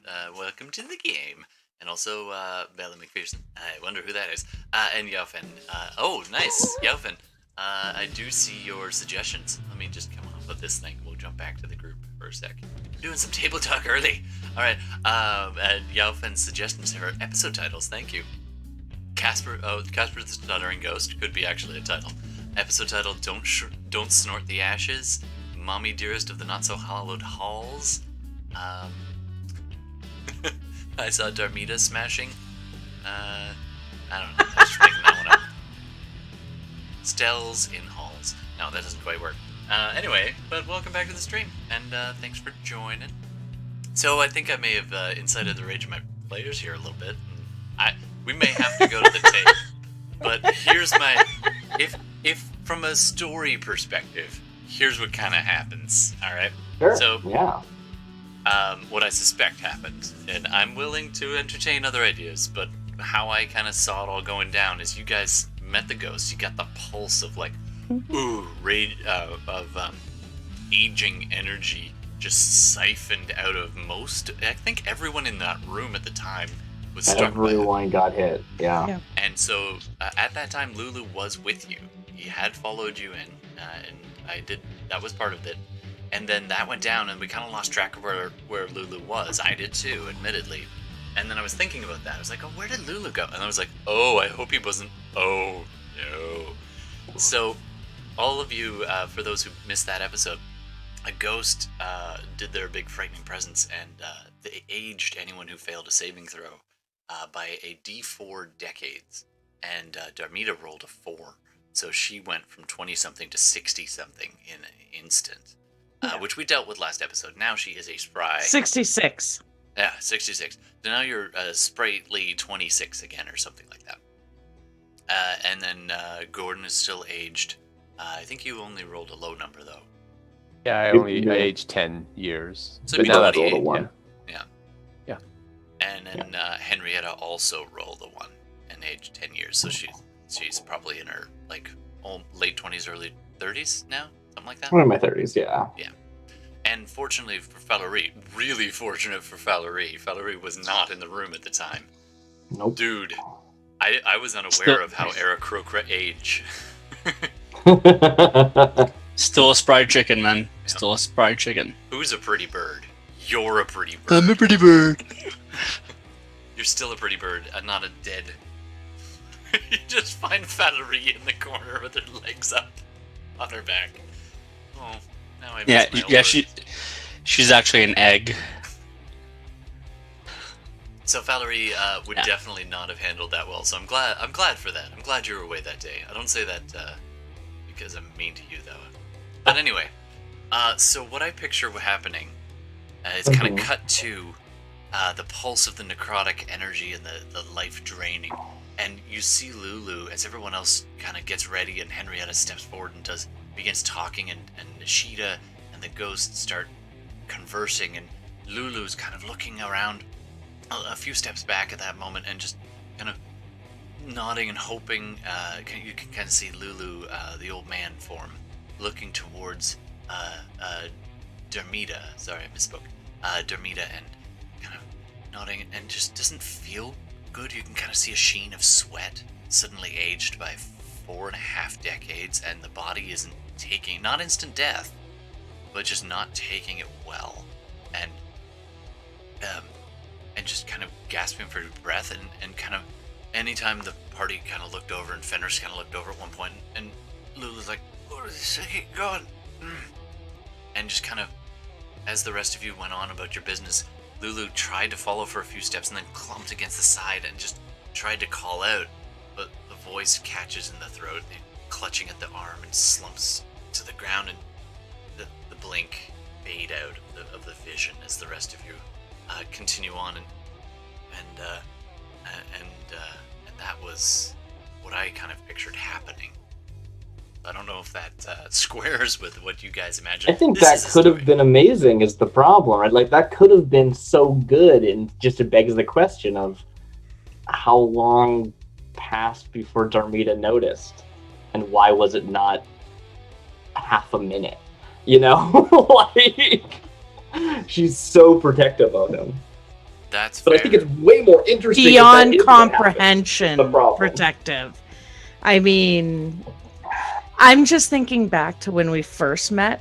Oh yeah. Him in the ruins, and they were ready. Like, all of them were ready, and I don't remember who you were playing at that time. It wasn't Hen. I think it was Felice.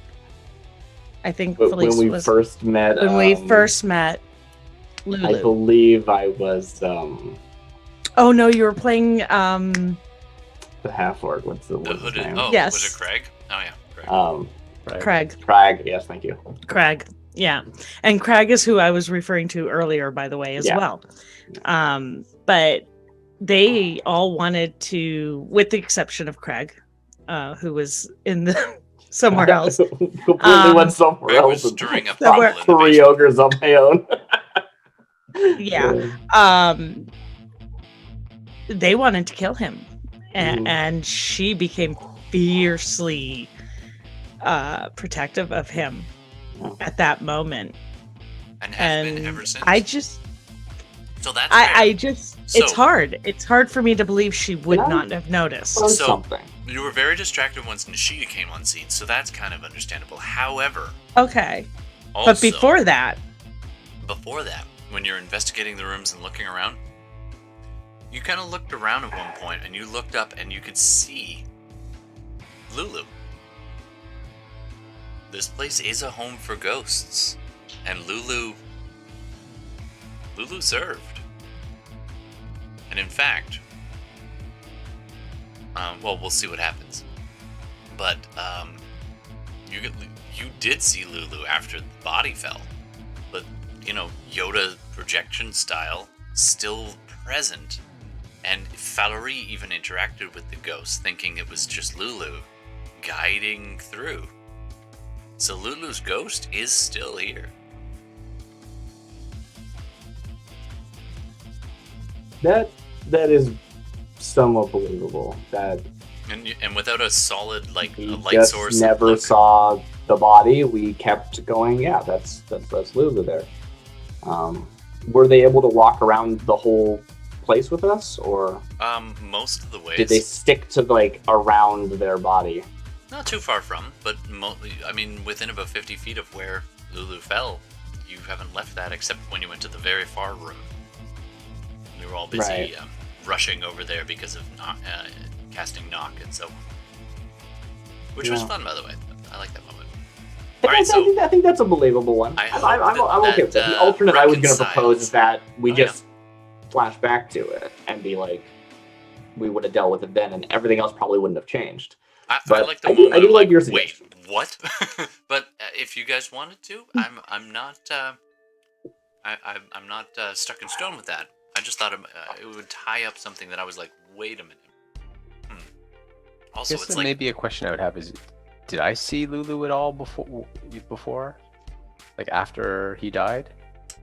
you probably would have, yeah, with your invisibility vision. But I wouldn't have noticed that he was a ghost with seeing Amongst invisibility. all of the people here, you would probably be the least likely to notice it was a ghost. Because to you, it looks most solid. Yeah. Okay. What I will get you to do is, can I get all of you to do a retroactive perception check? Let's do it. 6. 22, my 6. friend. 22. Come on, Nice. I better not beef this. 23. Come on. 4. And that would be why Darmita saw nothing.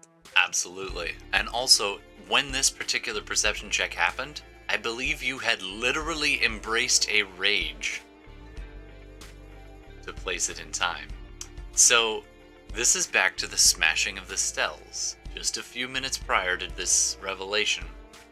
I believe Falurie or Gordon. Oh, it was actually Gordon by a hair. Fenris. And that was actually because, like, you've been crunching stuff with telekinesis, and Falurie's been busy just unloading on these stones, monk style.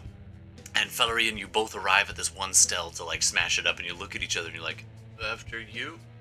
And then you By all both- means, sir. Go.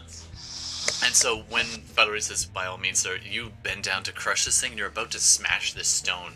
And you saw a name, and it's this long name, but it started with L-U-L, and then you didn't really think Lando anything of Custando it. Sanana Suma. You didn't really think anything of it. You would crunch. And then Darmita started screaming over there and just raging on this thing. And with a 23, you did notice, okay, that's a bit odd. That name did not crunch. And you go to crush it again. And that's when Falurie noticed Lulu standing there. And the rest of you just looked back, and Lieutenant Casper faded away with his words. So you got a little distracted, but you saw a name that wouldn't crunch there, and it started with L-U-L. It was a long name, though.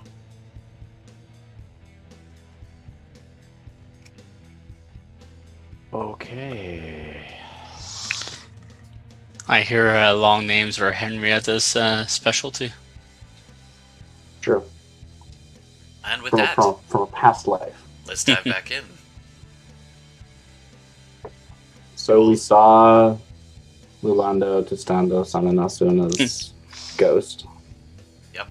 And they led us back to their body. That's where I Yep. remember it. Yeah, absolutely. So they crumpled 'Cause I would kind like of to go- right in this corner right here. Oh, okay. Just I thought the it was over. farthest corner of the room, and where Falurie came through most recently. But it's such a small, slight little, like 5 foot, maybe 5 foot, emaciated human form of this little crazy old man. Over that you here. remember. It was actually, Over here? yeah, it was in this corner. It was like Lulu was trying to follow along and just slumped against the wall and essentially died of old age right there. Still, like, the body's still there. You're not quite sure how long All right. it's been. I'm gonna run to the body There's, and grab him. can we get an icon for their ghost, or Sure. I'll take one up. Yeah, do you still have their icon somewhere? somewhere.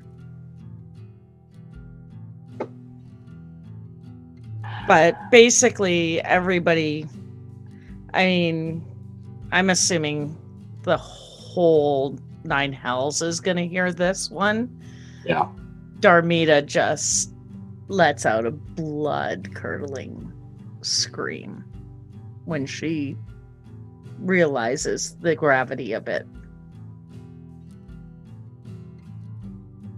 And you all are actually, I don't know if you've seen her cry before, but you will now. Henrietta's just kind of standing shocked, honestly. Makes sense. Same. I don't seem to have his icon, so I'm just going to use that for the body. I think poor Falurie is the only one who's just kind of like, And actually, Falurie and What's going Fenris, on? you are standing next to this ethereal kind of wispy version of the old man.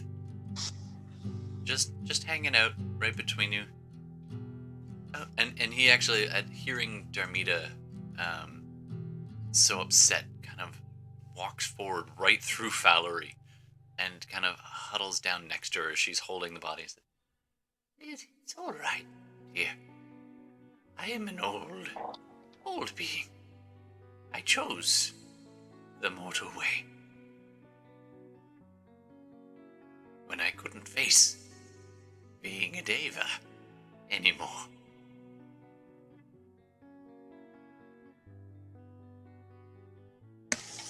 I'm assuming I don't hear that.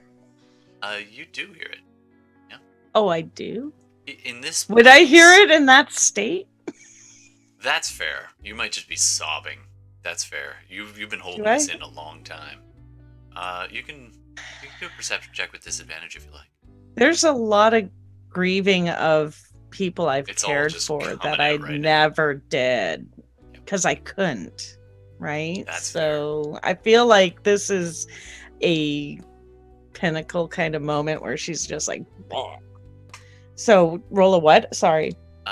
Perception check with disadvantage. I got a ghost right here. Because I've been doing so So good well. on those lately. It's so good. Lando to standos, non assumo. You 12. You're too still distraught here. to really make sense of things. Sorry.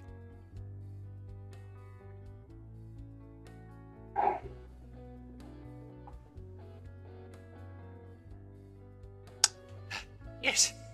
Oh, look you've at had a that. tough life. Yes.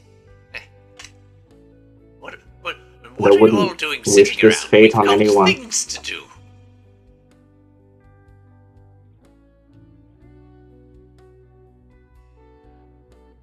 I hope you can find peace.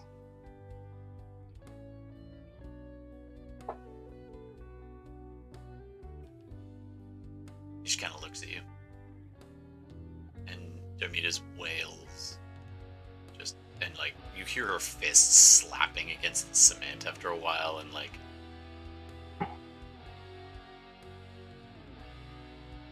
Darmita, can you hear me?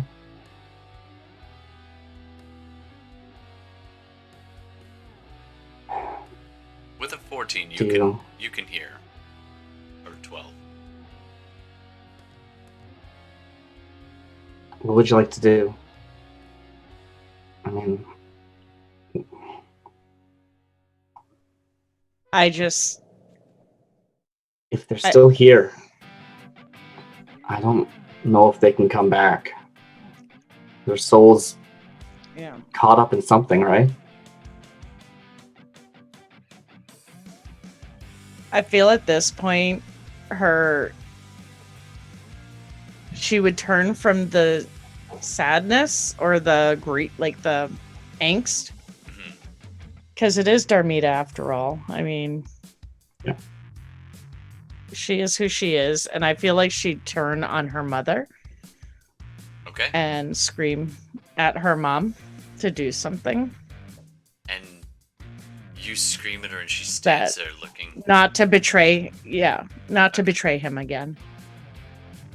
Oh, you And I go say all betray back. him. Oh, damn. Oh. Angry Darmita is like emo angry. Oh, that is harsh. You actually see Yeah. she is almost still as a stone when you looked at her first, and then when you said that, it was almost like you just punched her in the solar plexus. And she takes a few steps back and like leans on one of these urns, and she is almost 9 feet tall. So when she leans on it, just and she just kind of steadies herself for a minute, and the wings just lower down, and then she looks back up at Darmita and is like,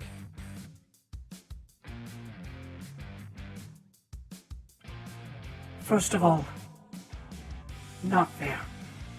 Second of all, it's a little fair.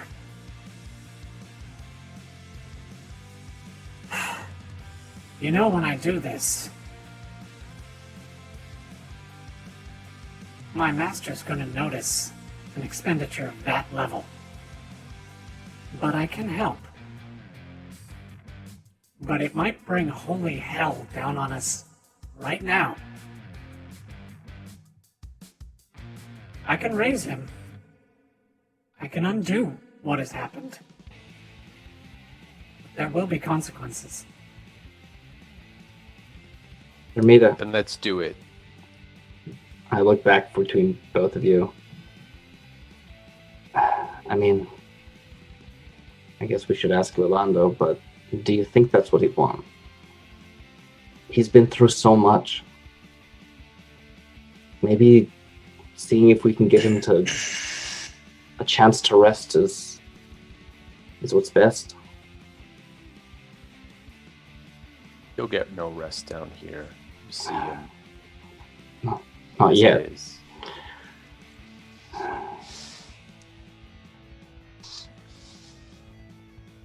I say we bring him back and we fight what comes. I say if he stays here, so do I. So then it's decided we bring him back. All right. Does Falurie want to weigh in on this? Because this is, you know, it's probably only fair. I mean, Darmita doesn't really give a crap right now, but Sure. me, I care about Falurie. Well, Falurie at this point is just in it for the good of the party, and you know she trusts the party enough to trust in their judgment that raising Lulu is the best thing to do for the quest. For the little time that she spent with you guys. She doesn't understand Lulu. Far from it. Personally, she wouldn't care that much for Lulu, but she has observed the importance that he has for the party, especially Darmita. So, yeah, she's following up. Darmita, you should talk to Lulando. I don't have his icon, but that is him right here. Standing next to his own body.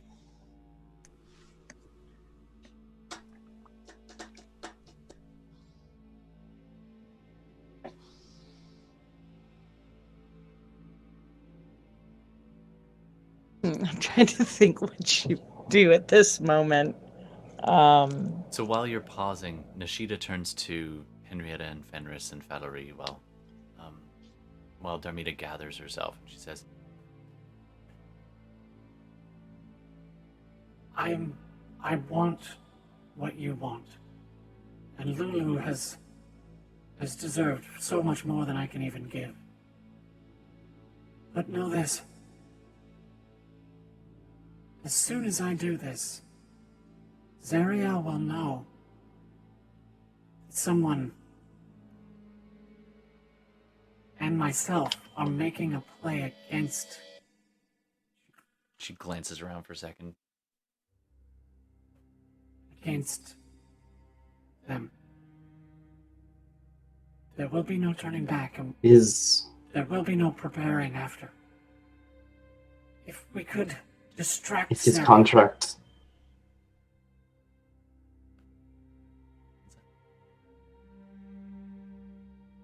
Is his contract where yours is? Will we find them together? Lulu's? No, Yeah. he is not bound. He's bound here as a member of the Legion, but when they were all forced to sign, Lulu wasn't here. Lulu's contract must be somewhere else. Somewhere on this plane, or he would have not stayed. And It doesn't look that like would stop it from coming back. Unless you do what you're planning. It's alright? I mean, there are others with magics, but I mean, he could be raised. is it because it's you?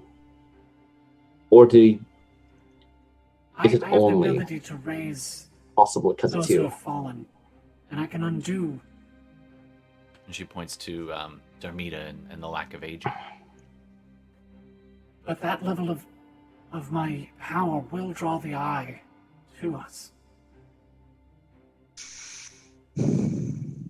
And if you But do you feel think you're others ready, could? we can.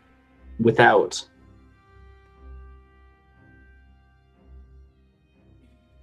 Do you think others could without it being you?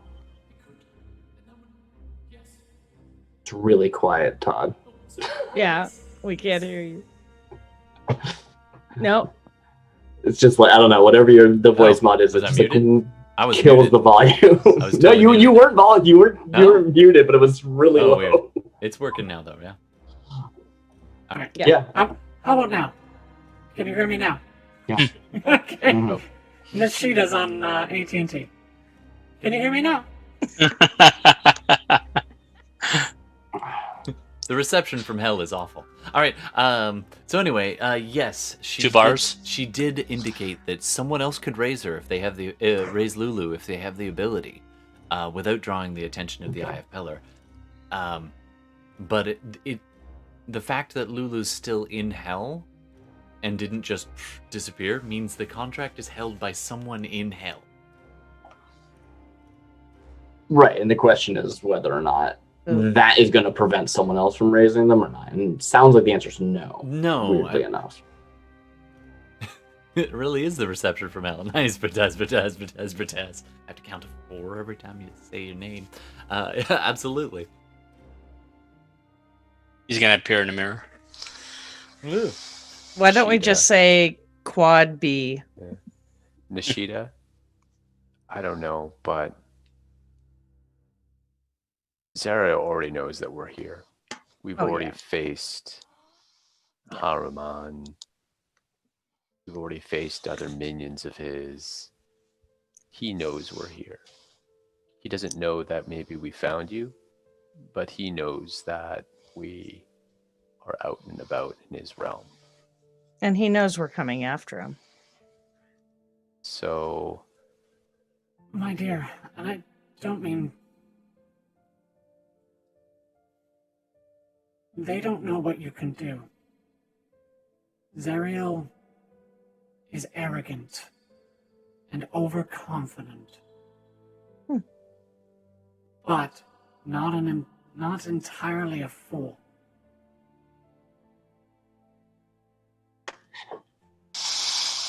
It's up to you. I will raise Lulu now if that's what you want, or I can do it later if that's what you want. But I don't know that you're ready. And if you could have... I will fight by your side. But when Zariel forces their will on me, I won't be able to hold out for too long. And then I will become a liability instead of an asset. But properly distracted. At that point, I look at her and say, I've killed you once.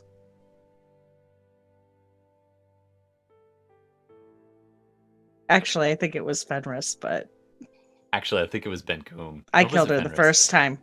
thing. It was I think it was Fenris, wasn't it? Or was it Ben I Coombe? think it was Ben Coombe. I killed It's her- a lot of the kills. I killed her the first time, Way back in and like, then I episode 19 or raised her. something. Hey, how's it going, Cantrip and I Cat? raised her again. Hey, And okay, then- great. Thanks Killed a so whole bunch much of for people. follow. Hi, everybody. We're playing some Dungeons and Dragons. We're just talking to Darmita's mom. He's got it going on. I'm sorry, definitely I on don't know how to say Sarnia's your shit name. list. Yeah. Oh yeah, and Sarnia. Darmita's mom. All right, so welcome to the stream, everybody. Yeah. We're doing some dungeons. One We of gotta find those, Sarnia. Yeah. We're looking for an Eremius Um, named Sarnia. You're looking for the Eye of Pellar. You're looking for a trump card against the Eye of Pellar. Bleeding Citadel. The Bleeding Citadel. Okay. And How Nishida long- does so- know where it is, but she hasn't told you. She wants a Yeah. distraction first. No. Hey, thanks for the follow, Justice. And I guess 45, 2020. Okay. how much time, Let's like, hope I there guess is. when Nishida mentioned that, I was like, how much time, like, I hear what you're saying, Nishida. Maybe we need to Steak saucy. Thanks for the follow. Keep going, sorry. get the sword, figure something else out, but you're able to raise him later? Like, how much later? I can. We have almost a fortnight, 10 days. The cycles here will turn at about the same rate as that in the material realm, though we can't see it. Okay. I didn't even So then realize if it we was can get follow that only chat. sword- Well, oh well. Where's the Bleeding Nonetheless, Citadel? appreciate you dropping by. Bleeding. The Bleeding Citadel. I can point it out on the map, but I would like it if you could do something on the way. Something I think could help. We need an ally. Okay, what is that? I wouldn't trust them, but there is a demon lord, Kotoshma. If you can free him from his prison, his rage against Zariel's matches almost your own.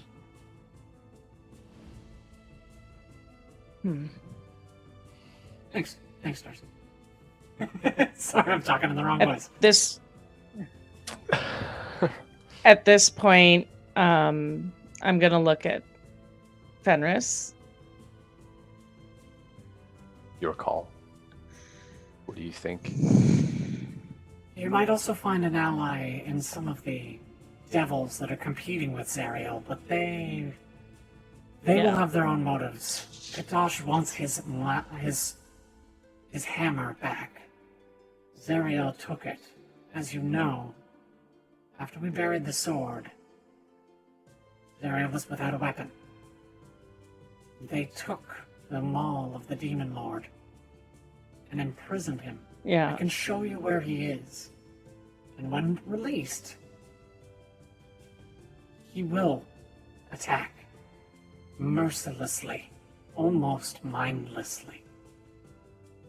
I wouldn't trust him, but I can trust his anger.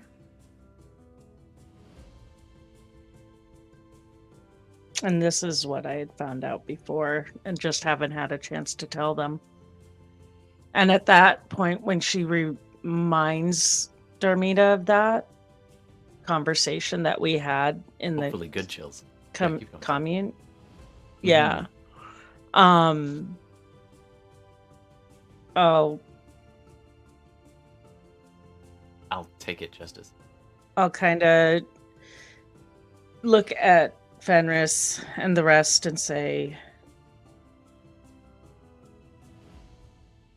we need to get help to do this, so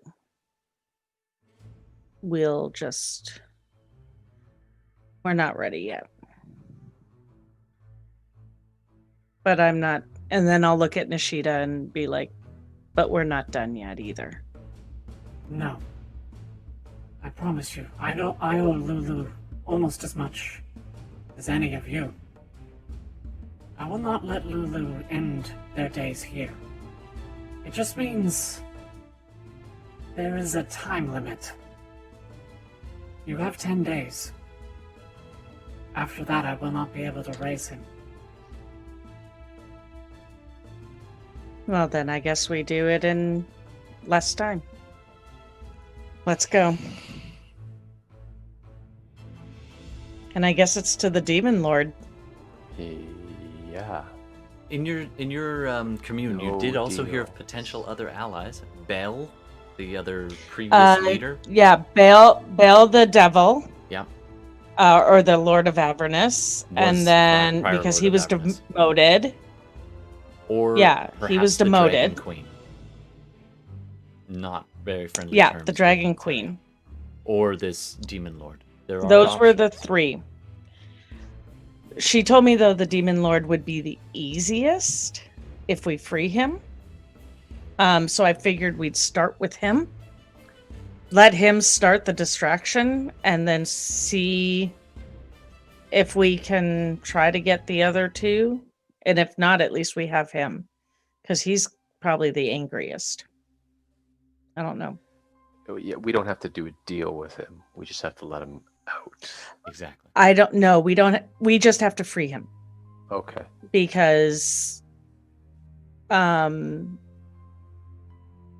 like that would keep the focus off of Nishida and us more. And he already wants to take Zariel out. That's Very, He doesn't- very badly. doesn't need a reason. And neither does the Dragon Queen or Belle. Well, So Bale, I would not trust. He is also an archdevil, which also means easy on thoughts. I yeah. urge you all. Remember, archdevils can listen in to thoughts, especially on telepathy. If you're communicating without words.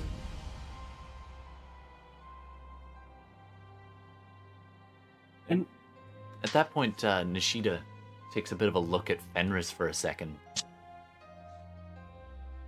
And thinks... And then she looks over at Falurie, and in Falurie's head you hear... you hear me. What brings you here, I wonder? Bird, man, woman.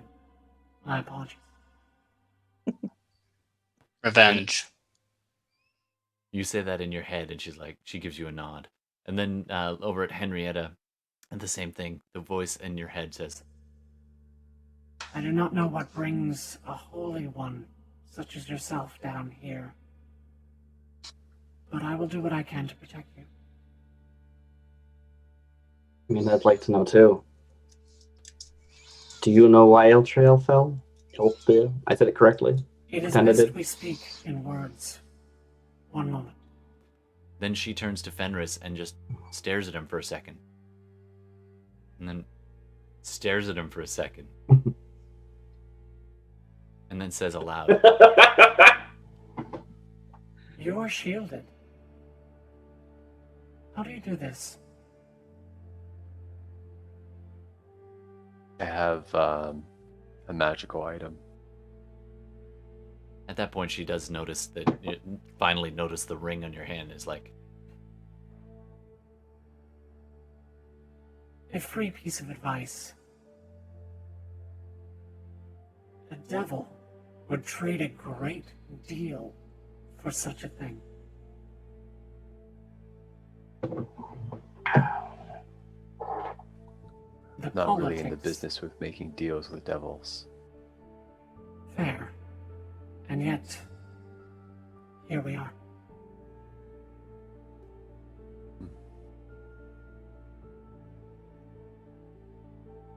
all right. Thanks for the free advice. All right. You're all pretty tired. If you wanted to rest down here, it would probably be safe, or you can strike out now. Where do you want to go from here? I don't know. And we can also see. I don't want to keep people up too late. I'm able to keep going for a little while if you are. Also, welcome I have to enough the rum. I'm good. channel. Thanks for fueled by. Oh, I didn't show your name. What's your name again on the Zoom call? Right now, it's out of mix. Oh, I didn't know that. I'm sorry. Quick to the Amazon. It's all right. I can go a little while longer. Yeah. Okay. So, so Henrietta. So, do you still have the identify magic up and going, or is that has been long gone? Probably gone. It's probably All Yeah. right. Detect magic, not identify. My apologies. And for those just Okay. joining, thanks very much for all the chatter. And by the way, if this is your first time watching, you are welcome to make suggestions, and we'll try to work them into game as much as possible. I save up some of those plot points, that's the channel points, and you can cash it in for naming characters or making suggestions and so on. Just, time to go neat. Okay. The other thing is, I'm I don't know if you caught this, but Darmita's mom has got it going on, but she's that angel, fallen angel, undead deva that you see there, and Darcy down below did the art. I'll let you guys Did decide she what you want reverse to the do. aging? Did she reverse the aging on me and You know what? We can just kind of hand wave that bit. So she offers for sure, and she says this. Sure. Yeah, okay. This is, Sure. This is a trifle. and she Yep. casts greater restoration on Great. both of you over time. Boom, Great. and then boom. Okay. Let's go for the Demon Lord. Let's do it. I don't need a rest. I mean, I've used some spells, but I actually got a rest going into here, and besides my 5th level, I've only used low level ones, and I've still got a ring. I'm gonna use my ring of the Pearl of Power. I'm gonna use that just to free up a slot. So I am good to go. Let's go free this Demon Lord. What's The his only thing face? I wanted to ask, just to make sure I understood what was going on, is Nishida planning on palling around with us, or hanging out here so that she's next to the body to cast Resurrect, or what was that, or did it not get said? If I am gone for too long, Zariel will take note. But I can travel back here rather quickly, so when the time is right, I should be able to get back, raise Lulu, without arousing too much suspicion. Also, that's awesome. Definitely the next item found will be named Gooey. Thank you for the cash in there, Grimdor. May even be the necklace, who knows? Anyway. Oh god. Oh god, Stellar.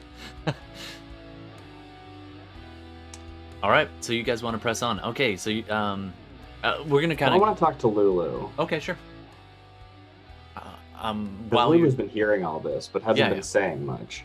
busy, and now Lulu is insane at the best of times, so Lulu is busy kind of sticking their Oh, hand, fair. trying to... Yeah. Is over in a far corner, just bending down, ankles like disappearing into mist, but bending down, long habit of being here, and just trying to pick up a little stone on the ground, and just fingers passing right through it. All right, so Darmita, are we leaving him here? I can carry him with us if you'd prefer. I don't know. I mean, with Lulu's permission, of course. I'm getting flashbacks of Craig carrying his dead brother. Anyway, sorry. Hey.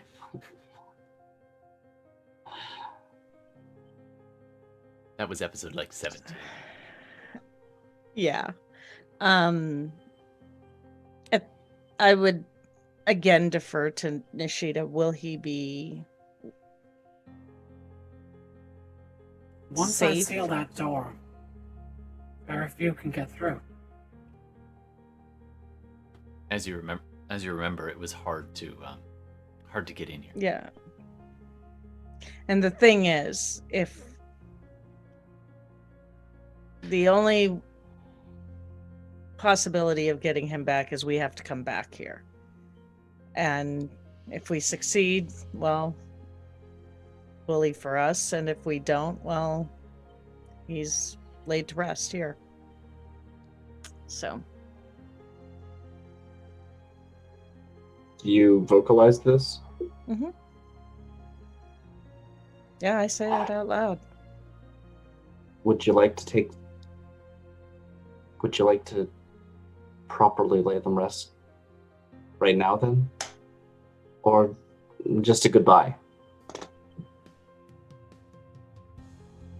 You do what you have to do. I'm coming back. I believe you will. Bulendo, Uh-huh.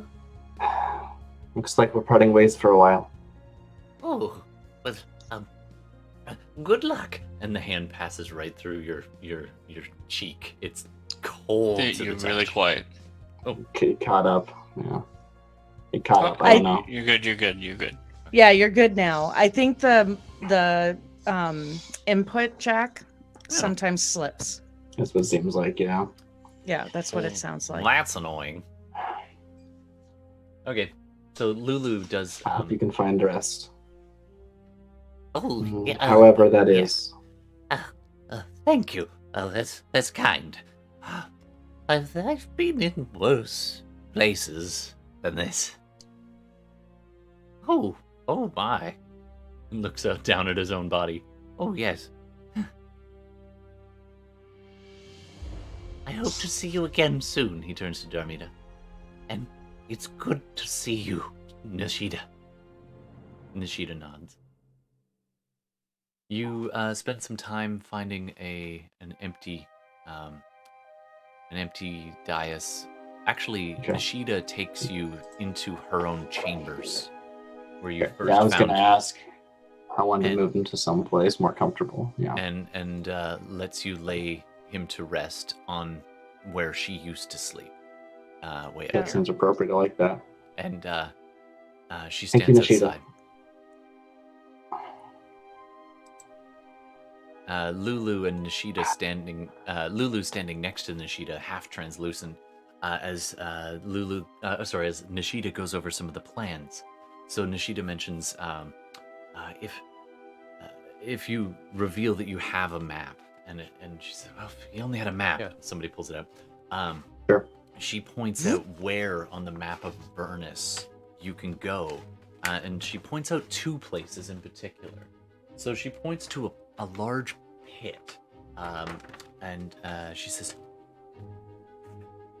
You'll need to go to, I'm gonna mispronounce this, but Kristolshmi's Maw.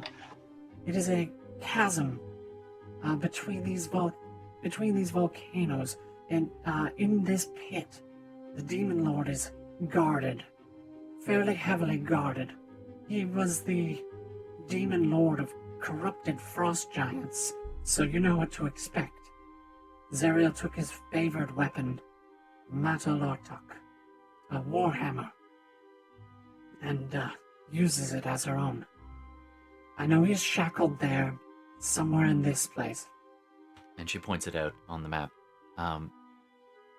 She also says, in order to get there, it would be a long journey overland. There is a shorter way. If you wish, you could use... I'm gonna look up the name, sorry. You could use the Arches of Uluk. They were once gateways, which they could use to send armies of hell anywhere, to any plane. And they've been waning in power. They do not work fully, but they will let you transmit yourself anywhere within the plane of Avernus. You merely need to keep that spot in your mind as you walk through, and they can take you directly there. They are large. We Armies reached the used to Bleeding pass Citadel from them. Like, you see this, like, sudden, like, brightening, like realization on Hen. Yes. I was trying to follow the signs Yes, before, you could. but its moves couldn't get there fast enough. Yeah, she indicates that yes, you could indeed use that to get to the Bleeding Citadel when the time is right. We shouldn't now.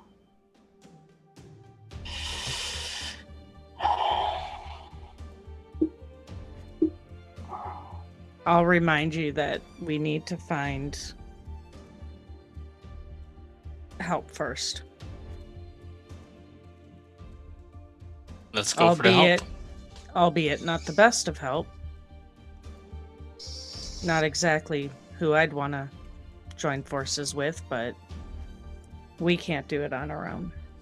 We need at least probably 2 of them. What 2 do you of the think we're 3 trying to do there? at the Bleeding Citadel. Nods. What do you plan to do when you get... What do you expect to find?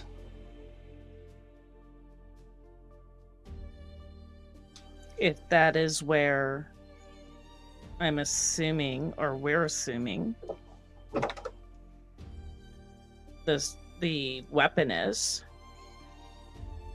to kill him, them.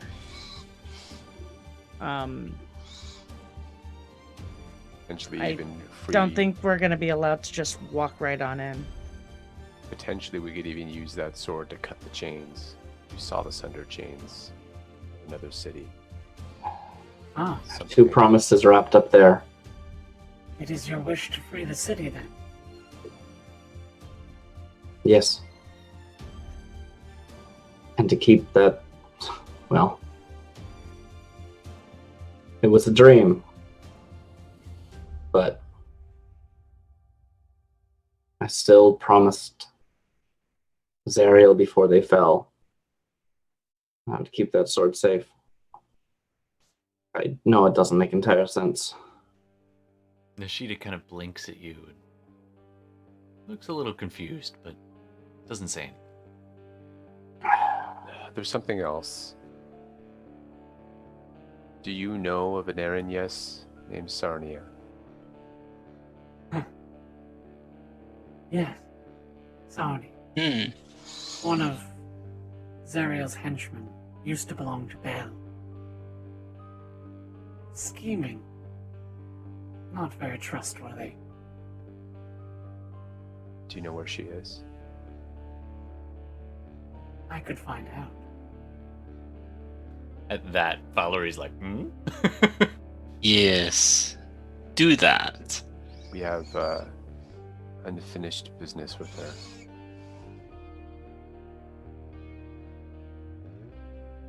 Alright. She, from what I know, gained a fair bit of status with Zariel not too long ago. Never did find out why. But I should be able to track her down. Or at Right. least get you some idea of where she might be.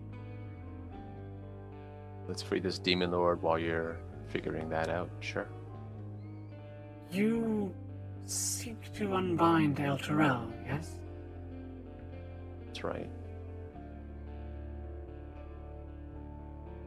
You're right, you can break the chains. That alone will not get it out of hell. It needs to be transported back.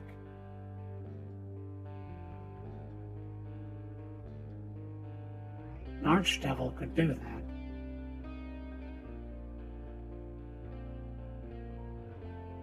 Zariel brought it here, with help from the companion. What is the companion? I have my suspicions. But I've seen the companion orb up close. It is a vessel. Containment of some kind. Though I do not know what is in it.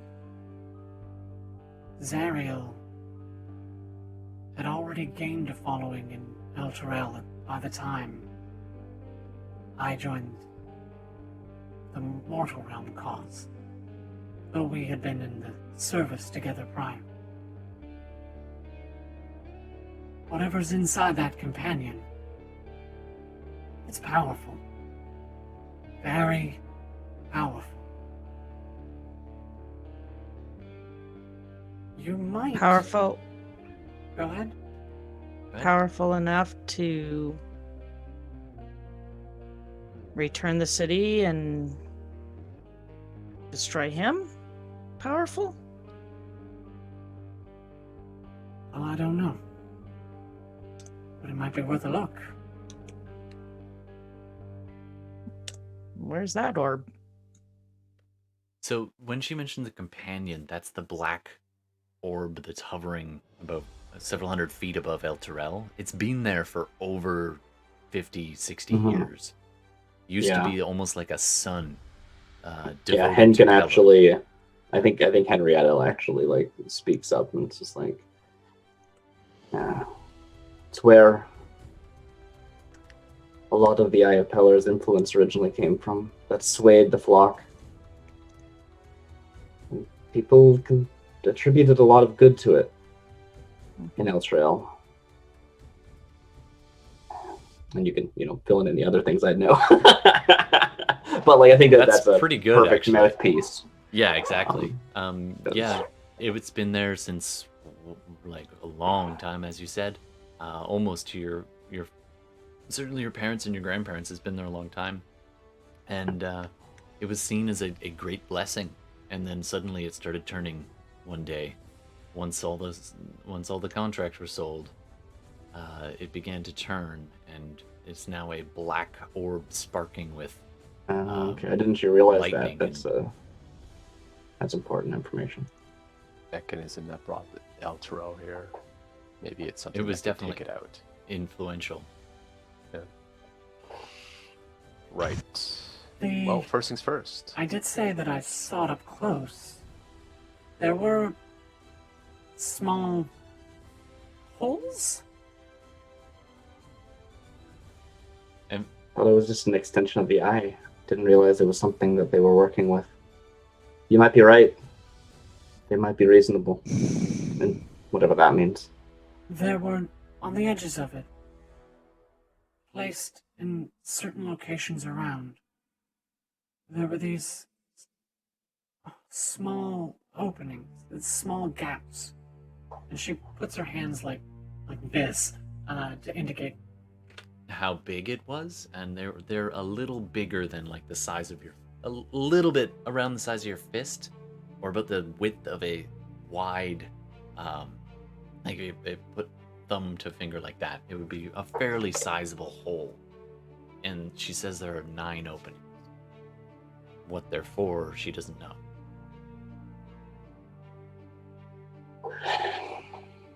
Keyholes or something? Maybe.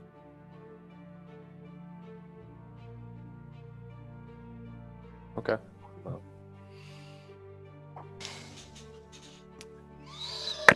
So Alright. first things first. Demon Lord. Demon Lord it is. Let's do that loading screen. Just curious, how late are we going? Because I still do have to take The dogs? The- We can take a quick little break right now if you the want to. pooper dues out. Yeah, if This you wanna might take... be a perfect spot to stop, honestly. Just It could be. because, like, we know what we're doing next. We can, leads are in. We're just heading to the arches. Is that what the plan is? Yeah. Yeah. I mean, I'm fine to keep going. I just, Yeah. like, you all can keep going Mhm. and just drag Darmita with you. She's I'll had a just lot take to them process. out. That's fair. Yeah. It's up to you I've got guys. about And- half an hour left. Yeah, I can go for another half hour. Maybe even Okay. longer. But yeah. Give me, Let's do it. all right, All give right. me 5, 10, 10. All right. Great. So, which one of you is going to kill Darmita's character? Darmita. It has to be me. Okay, it kind of does. I love how you all raised your hands. Nice. And thanks very much for sticking with us, and thanks very much for the follows, everybody. Chrome Alpha, and I don't know how to say your name. Psychonike? Psychonite. Psychoniko. Psychoniko. I like that. Darmita goes and takes a mega shit. Absolutely. There's not enough dumps in the woods. So she goes off and like digs a little hole. Alright. Defecates in the grave of one of these fallen knights. I actually want to have a chat with Henrietta when we're like heading there. Alright, so so you guys get geared up, you get ready to go, and both Nishida and the ghost of Lulu see you off as you exit. You go up onto the top, and you come out and you see one of the Yeah, Falurie is due for a flyby dues. Psycho Nico. Okay.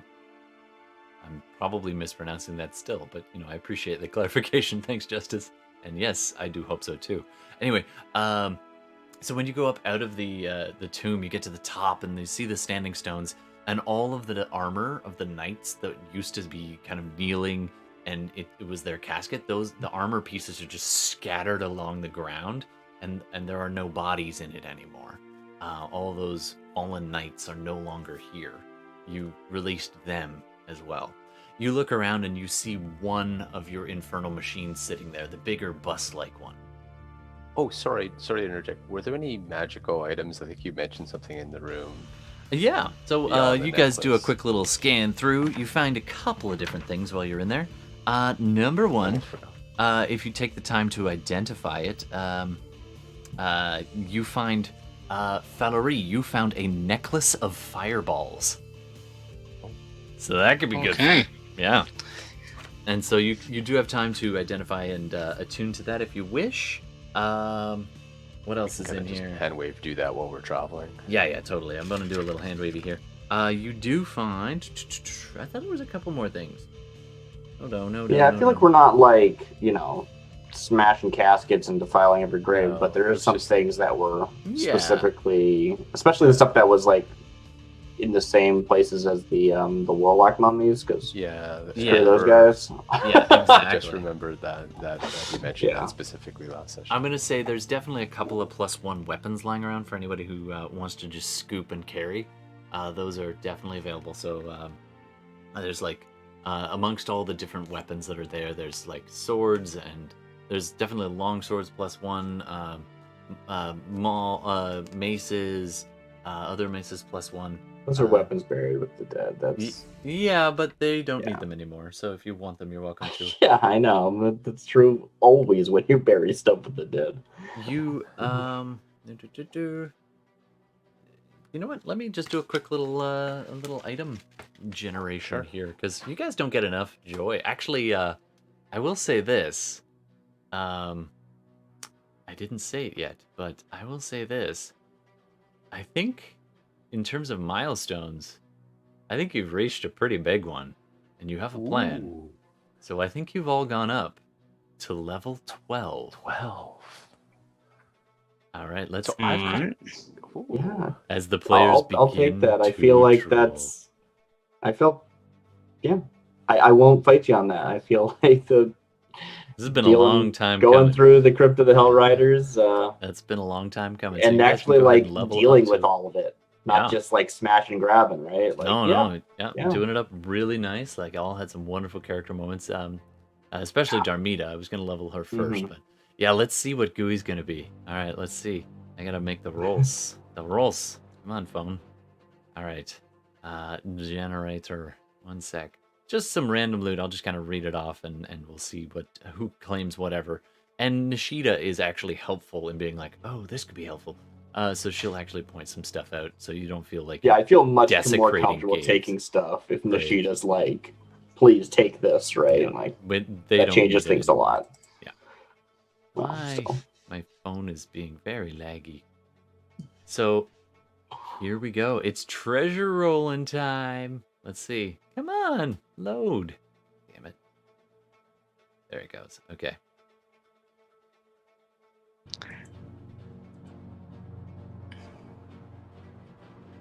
I have to decide what I want to spend. All on. right. There's Probably lots continue with of Paladin. little trinkets and even some gold to be found if you want such things. You can definitely find probably about all about 500 gold, just kind of scattered around. It's mostly you definitely see some various gemstones and stuff. No diamonds that I can see here though. All right. It'd be like 125 gold each. Yep, absolutely. Oh, this could be fun. Okay, so there is a scroll of some kind, a warlock scroll found amongst all the rest of those warlock things.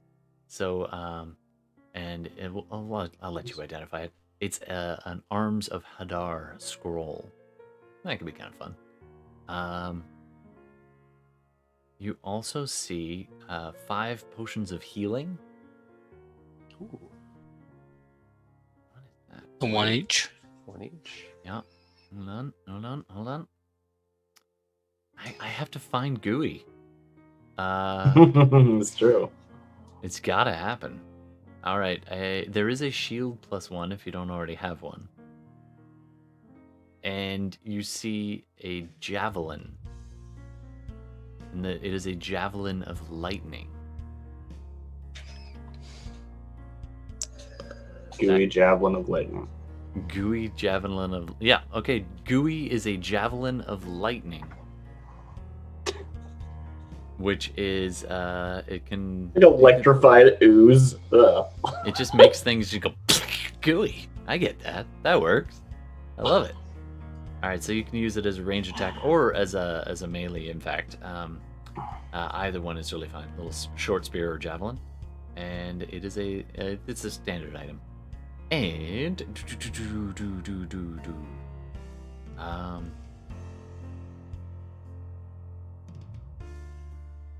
Okay. Alright, how about this? There is also Dust of Dryness, Ah, that's just funny. which is a small packet, contains 1d6 plus 4 pinches of dust. You can sprinkle it over some water, and it turns it into pellets, which float near the surface. So it can just absorb a ton of liquid. Someone can smash it on a hard surface. Doing so ends the pellet's magic. An elemental composed mostly of water that is exposed to a pinch of dust will take a bunch of damage. Oh, alright. Gooey has a personality, sure. Gooey is a javelin of lightning with a personality. Just a little bit of one. A little personality in there. So I'll let you guys decide who gets to carry the javelin. I can pass on that one. Yeah, I don't know who would actually take that. That's an interesting point. You require proficiency with it, right? It's a simple weapon, actually, I think. If not, then definitely Marshall. Ooh, I have a tough choice to make. Huh? I can either entirely done here. raise two ability Gotcha. scores, or I was kind of like waffling through a couple of feats. There's a new feat. You do allow feats from Tasha's Cauldron of Yeah, I do. As long as it kind of makes sense. Well, I was thinking of taking Meta Magic Adept. Nice. Ooh. That could be pretty clutch. There's also a potion, and in it, you look at it, and it looks like a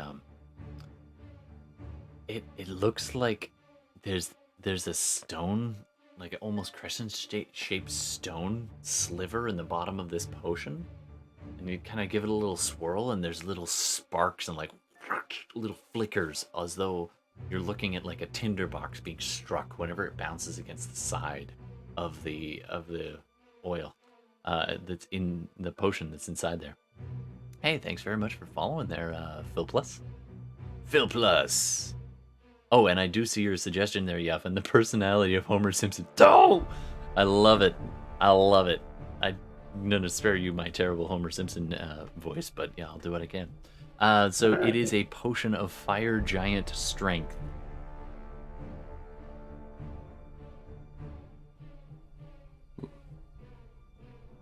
Okay.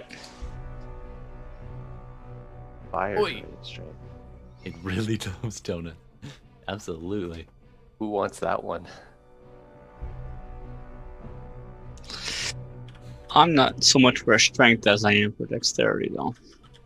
I mean, I always think it's funniest to give those to the people with the lowest strength, because Then suddenly they're... if I'm not mistaken, they just set your strength, right? Yeah, it's so 25. being already strong is not relevant. Yeah, it's just boom, 25 for And an it's hour. like, when you're like, you know what, I just desperately need to pick something up, yeah, you pop that as some... Yeah. Like, give it to Darmita, actually, right? She's got -1 strength. Yeah.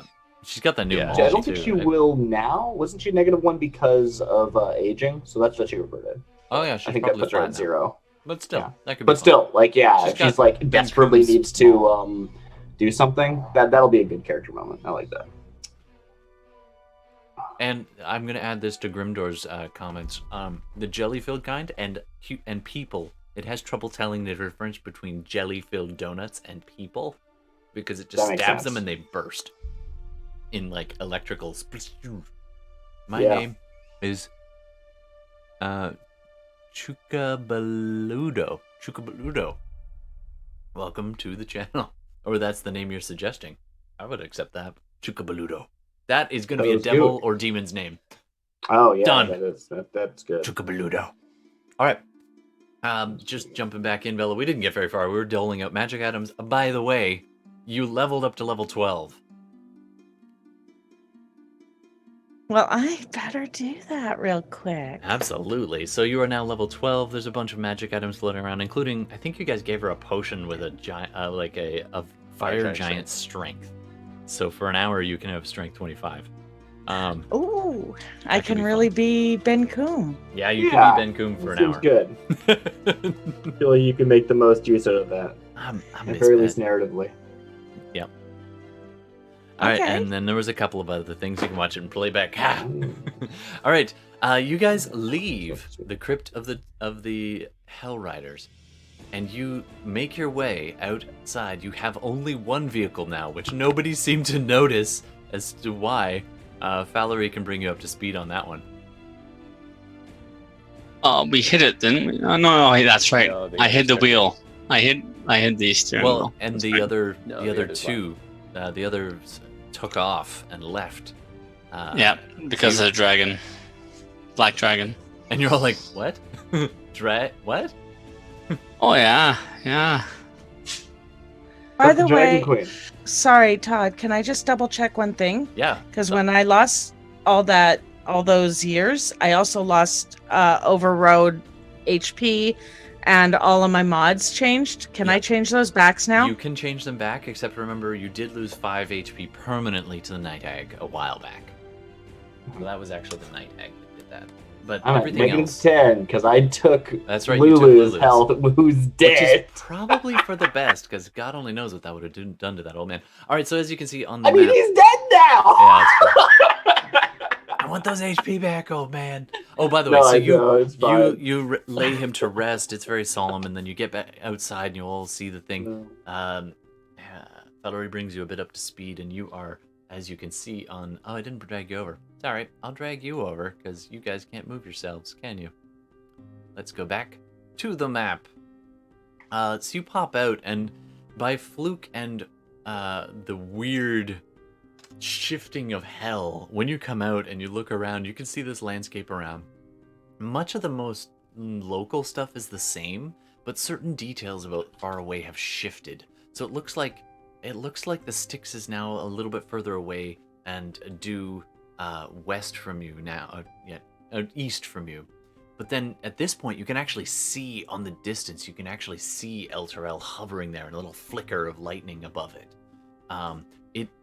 It is lower than it was before. It used to be like 500 feet up. It's now probably only about 200 feet in the air. On the map, Nishida had pointed out the Arch of Ulak. The Arches of Ulak right up here. So that you know exactly where to go around the. You almost passed them when you were going through those firestorms prior. You also know where the rest of this place is, and somewhere out there is the Bleeding Citadel. Although you don't know exactly where yet.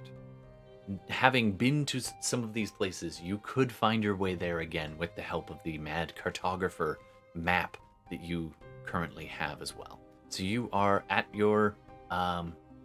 You are on your infernal machines. Where do you want to go?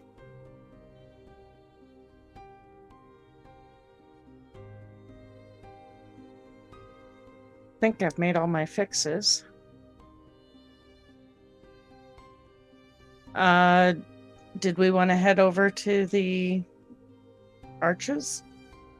I'm assuming they're like the closest thing, like we expect them to be. They are pretty close, actually. Probably bits. If you can go around the bone brambles, you can go and see it. Can I get everybody to do a perception check for me? And can I get somebody who's choosing to be the driver, because you no longer have minions for that? then I'll need them to do a dexterity check with proficiency Nat because you've all been 20. trained. Nice. I Found- will.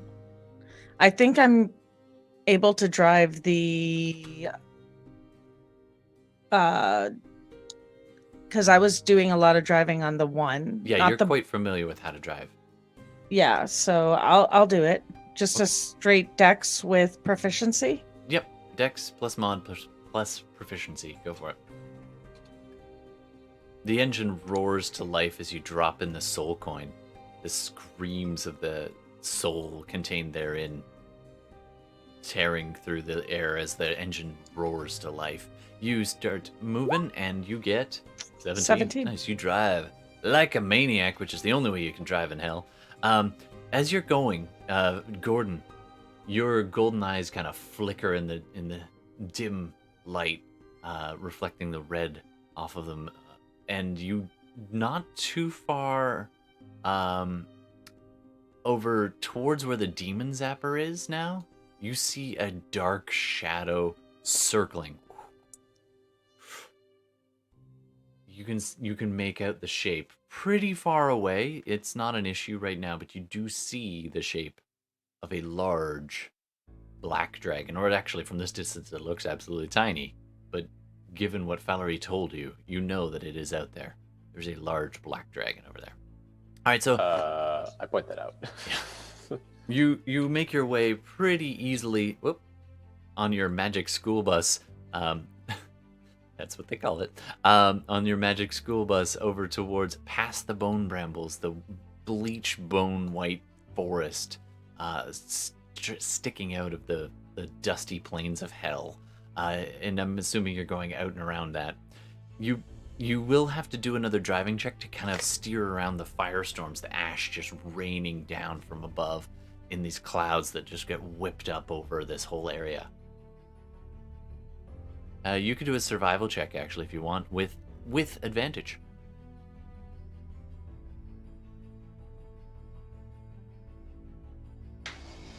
Who would that? All of us, or I assume pick somebody. You, Yeah, Darmita, 'cause Darmita, you are proficient ranger. in yeah? that, and also you get advantage because it is your favorite terrain. Yes. Is that not Hell, how that works? yeah. Well, then somebody no, else can aid you as well. double proficiency. Oh, is that how it works? Yep. Yeah, double I've been proficiency. doing that wrong. All right, that's fine. Yeah, a little bit. Double it up. I think it's 6 of one, half a dozen of another. Yeah, totally. So, I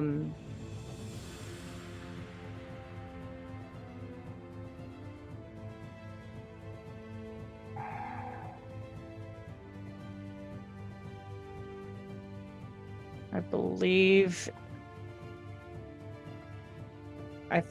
that will do it. I think I did the right mods on that. Nice. 18. That's pretty good. You actually make pretty good time as you tear across and you dodge between some of the worst of the firestorms. Everybody does still need to make a Constitution saving throw for me, though. So this is the part where, we all left the Crypt of the Hell Riders a little bit changed from that experience. And Henrietta's been very sort of quiet and somber, but she's just radiating with hope. Everyone can tell my aura of protection is now active. Nice. So if you're within 10 feet of me and make a saving throw, you can get a +4 to the roll. Oh, okay. That Great. that helps in this case, absolutely. It's now. It there sure is. does. And it is active. You're all within 10 feet if you're riding in this vehicle, more or less. So 23 for me. Oh, in the back of the vehicle, you have a nice reuniting moment, and it's actually when you come out and I get a nat 1! and meet with your. Actually, so you're so happy, and you meet your celestial horse, which has been stabled in the back of this infernal machine. And when you're there, and then the ash starts to fall, and the sparks start to fall, and you just go up on the horse and just cover it with your own body and take and take a D4 fire damage. So you took, sorry, I think it's 2D4. So 6 points of fire damage there, Henrietta, and you take the whole deal. Falurie, with the +4 from Hen, you passed because you would have had 12. And Gordon with the +4, you are already at 12, so you're fine. And Bela with 17, or 19, you are just fine. That anger. You know what? I just realized something. The What's horse up? is still there. Yeah. I'm gonna give Henrietta. Actually, I got a 19 +4. Nice. I'm gonna give Henrietta horseshoes of speed because I've just been having them on my character all this time. Wow. Wow. That's awesome. I was like, all right, well, you have a horse. Oh, that's right, you have a horse here, and increase creatures' walking speed by 30. There you go. Wow. Do I need like a blacksmith to? Well, they're magic. They probably just Yeah, attack. no, I'm asking Fenris. I don't know the magic horseshoes. Like, I was like, we were in such a hurry last time, but yeah, I just realized I have these horseshoes. Here you go. Oh. Speed. Where'd you get these from? Thank you. Huh.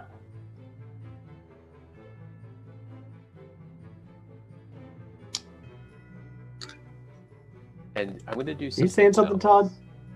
I think we lost Todd. Yep, sorry, I was muted. I've got too many hotkeys going on over here. So you, Fenris, you walk up with the horseshoes of speed and to give them, and then you look at Henrietta, and her hair is on fire in one spot. You're like, ah! That's it. That's all I said. Didn't want you to miss that gem. All right, so you guys make excellent time weaving through the fires, and you get to the Arches of Uluk. Now I need to read something to you.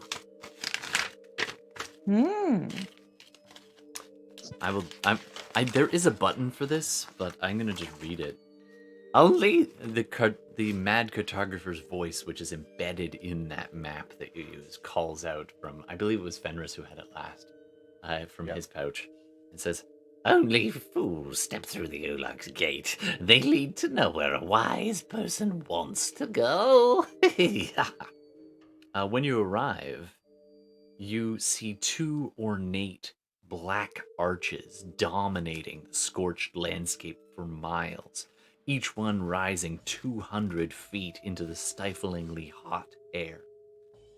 Every inch of the stonework is engraved with images of devils waging war against demons, angels, mortals. In forgotten times, archangels used these twin arches to transport entire regiments to other planes of existence.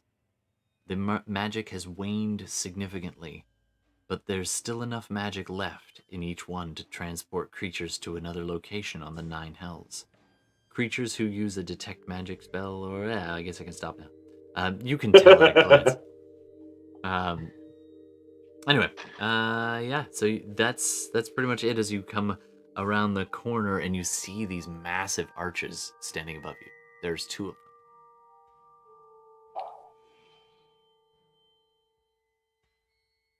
They are big enough to drive your infernal machine right through.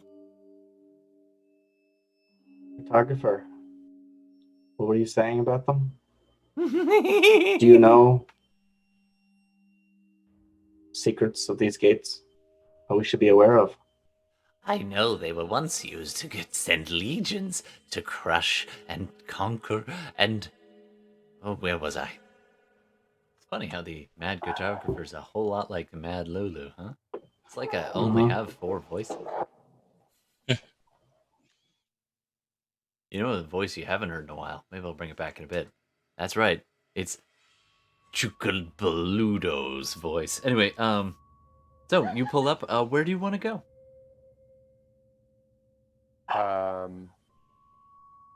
You think we can just safely move through these? It seems like I'm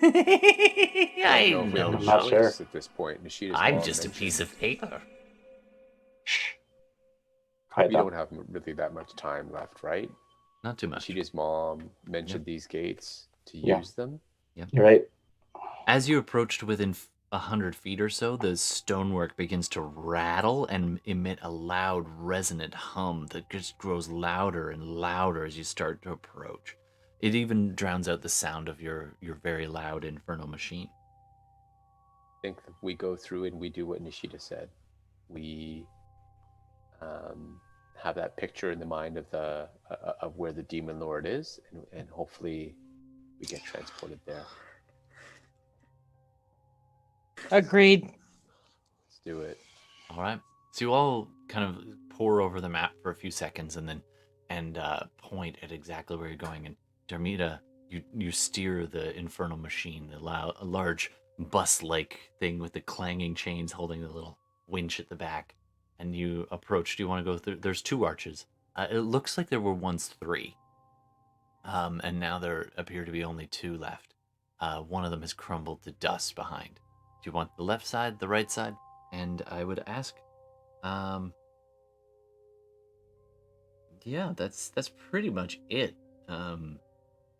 As you get closer, it thrums louder and louder. I would like you to do a Constitution saving throw, everybody. All right. If I succeed, that's fine. Mhm. All right. And ties.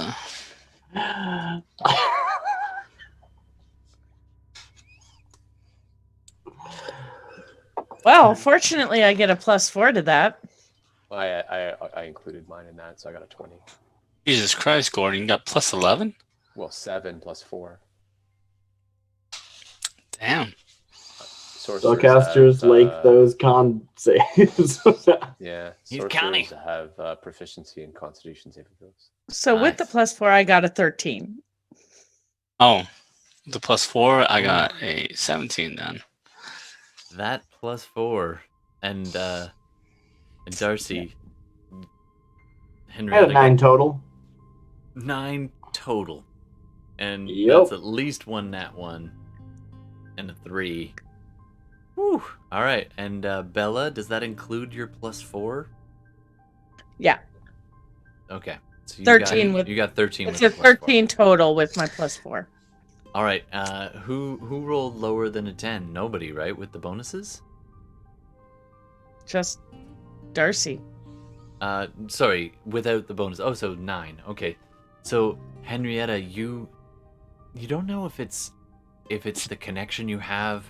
This newfound sense of peace and calm seems to have a dissonance in your head as you're sitting there just concentrating on old songs, trying to drown out the sound of the screams of the soul coin. And there's something that's screaming along with the soul coin in your mind.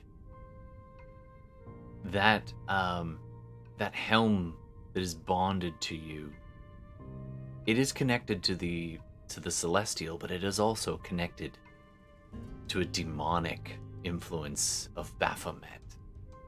Yeah. And it's almost like a loud ringing in your ears now, just ringing and distracting you, these mutterings that... Do you speak Abyssal? No. You don't know what it's saying, but there is something just...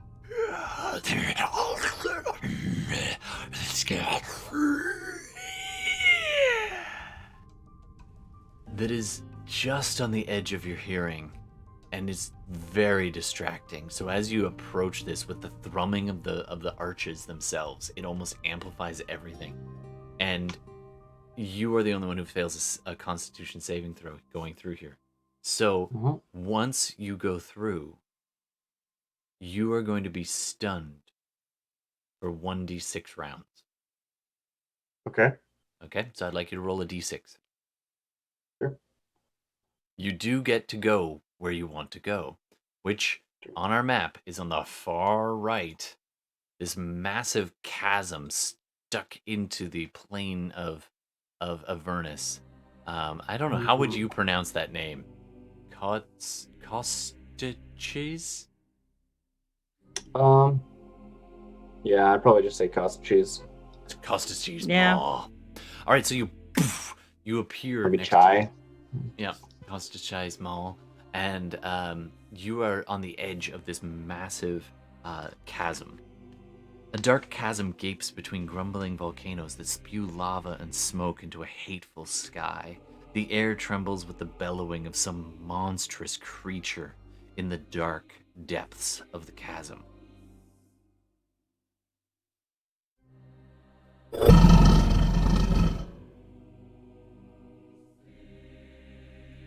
Something like that. From where we are, we don't see anything really. It's just dark pit. It's a dark pit, and you will have to descend down into this pit. Unfortunately, it doesn't look like there's any way to bring your Inferno machine down, so you're probably going to want to park it. Is there like light at the bottom because it goes down to lava or something, or is it like just from just where a dark you pit? are? You can't tell. Cool.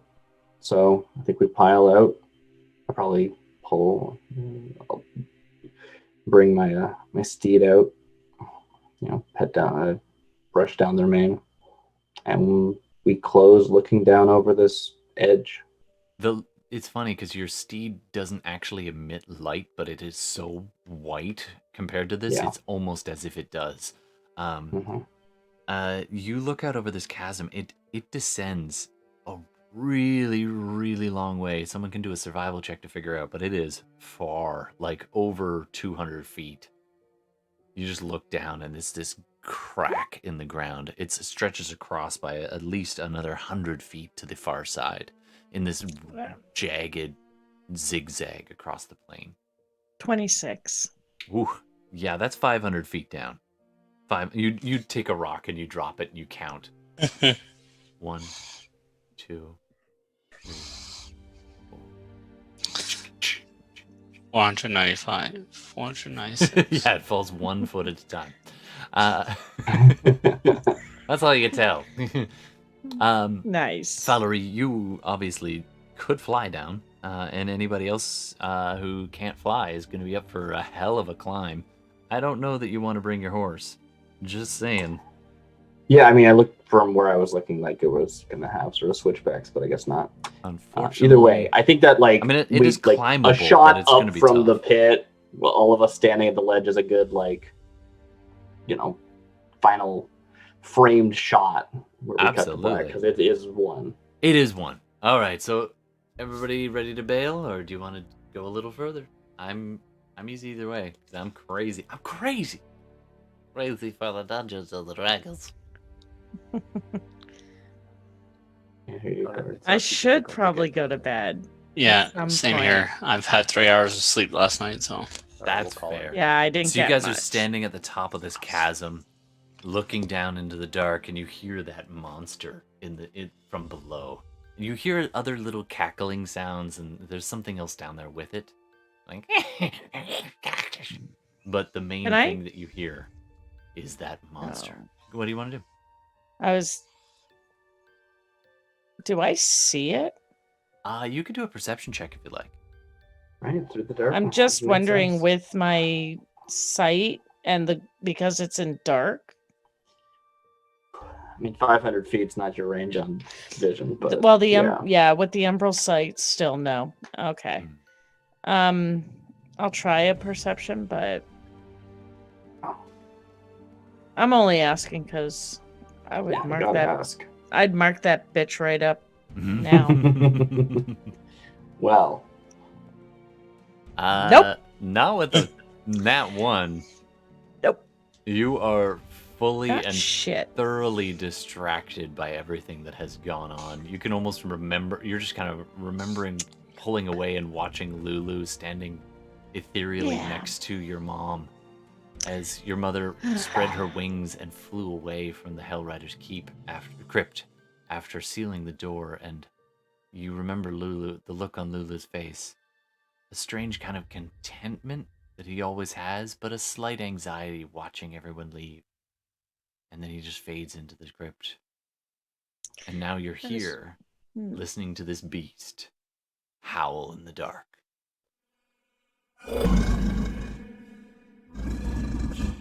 Yeah.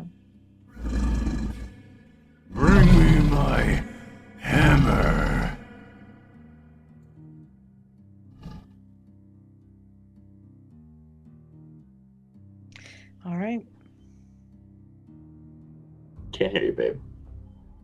I muted. That's what I did. I keep hitting the mute button.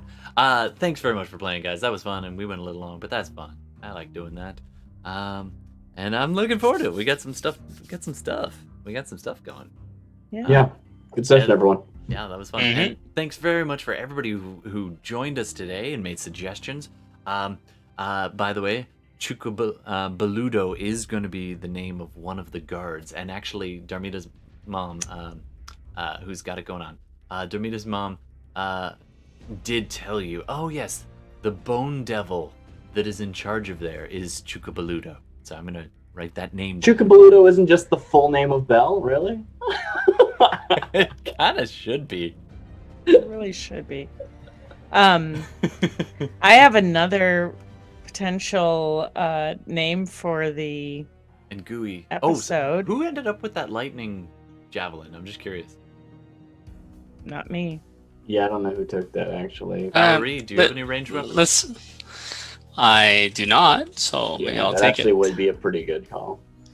Yeah. So a lightning javelin. Yeah, you got the lightning javelin named Gooey.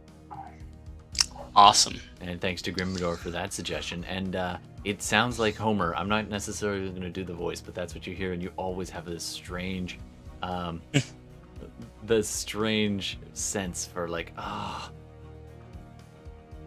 donut. Not that lightning javelin. Gooey. I'm a little confused, but that's it. Some episode names are popping in. Thanks for the earlier ones as well. I will review that. But yes, we take episode title suggestions. So That one was mine. Nice. I threw that one in there. Thank you. I appreciate that. So definitely, and thanks for the follows, everybody who dropped by, and thanks for the raid very much, Cantrip Cast, and everybody who dropped by with that. Thanks so much.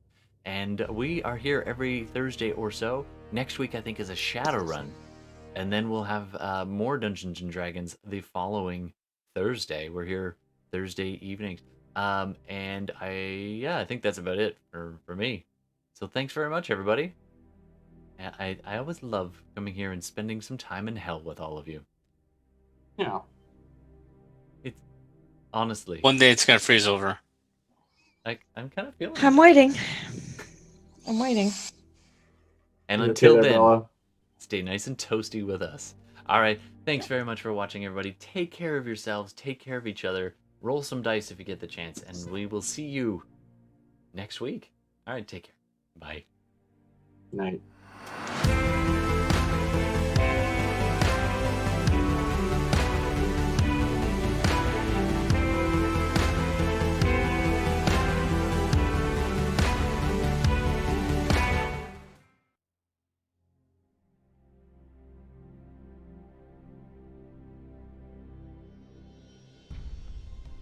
You've been listening to SideQuest Live. Thanks so much for tuning in. We try to record all of our games as much as possible, whether that's Dungeons & Dragons or Shadowrun or another tabletop role-playing game. Just a quick side note about all the licenses and copyrights involved. Our music is all Creative Commons attribution music on our live stream video feed or YouTube replay or Twitch VOD. We always attribute each individual artist, so be sure to check out those individual artist attributions.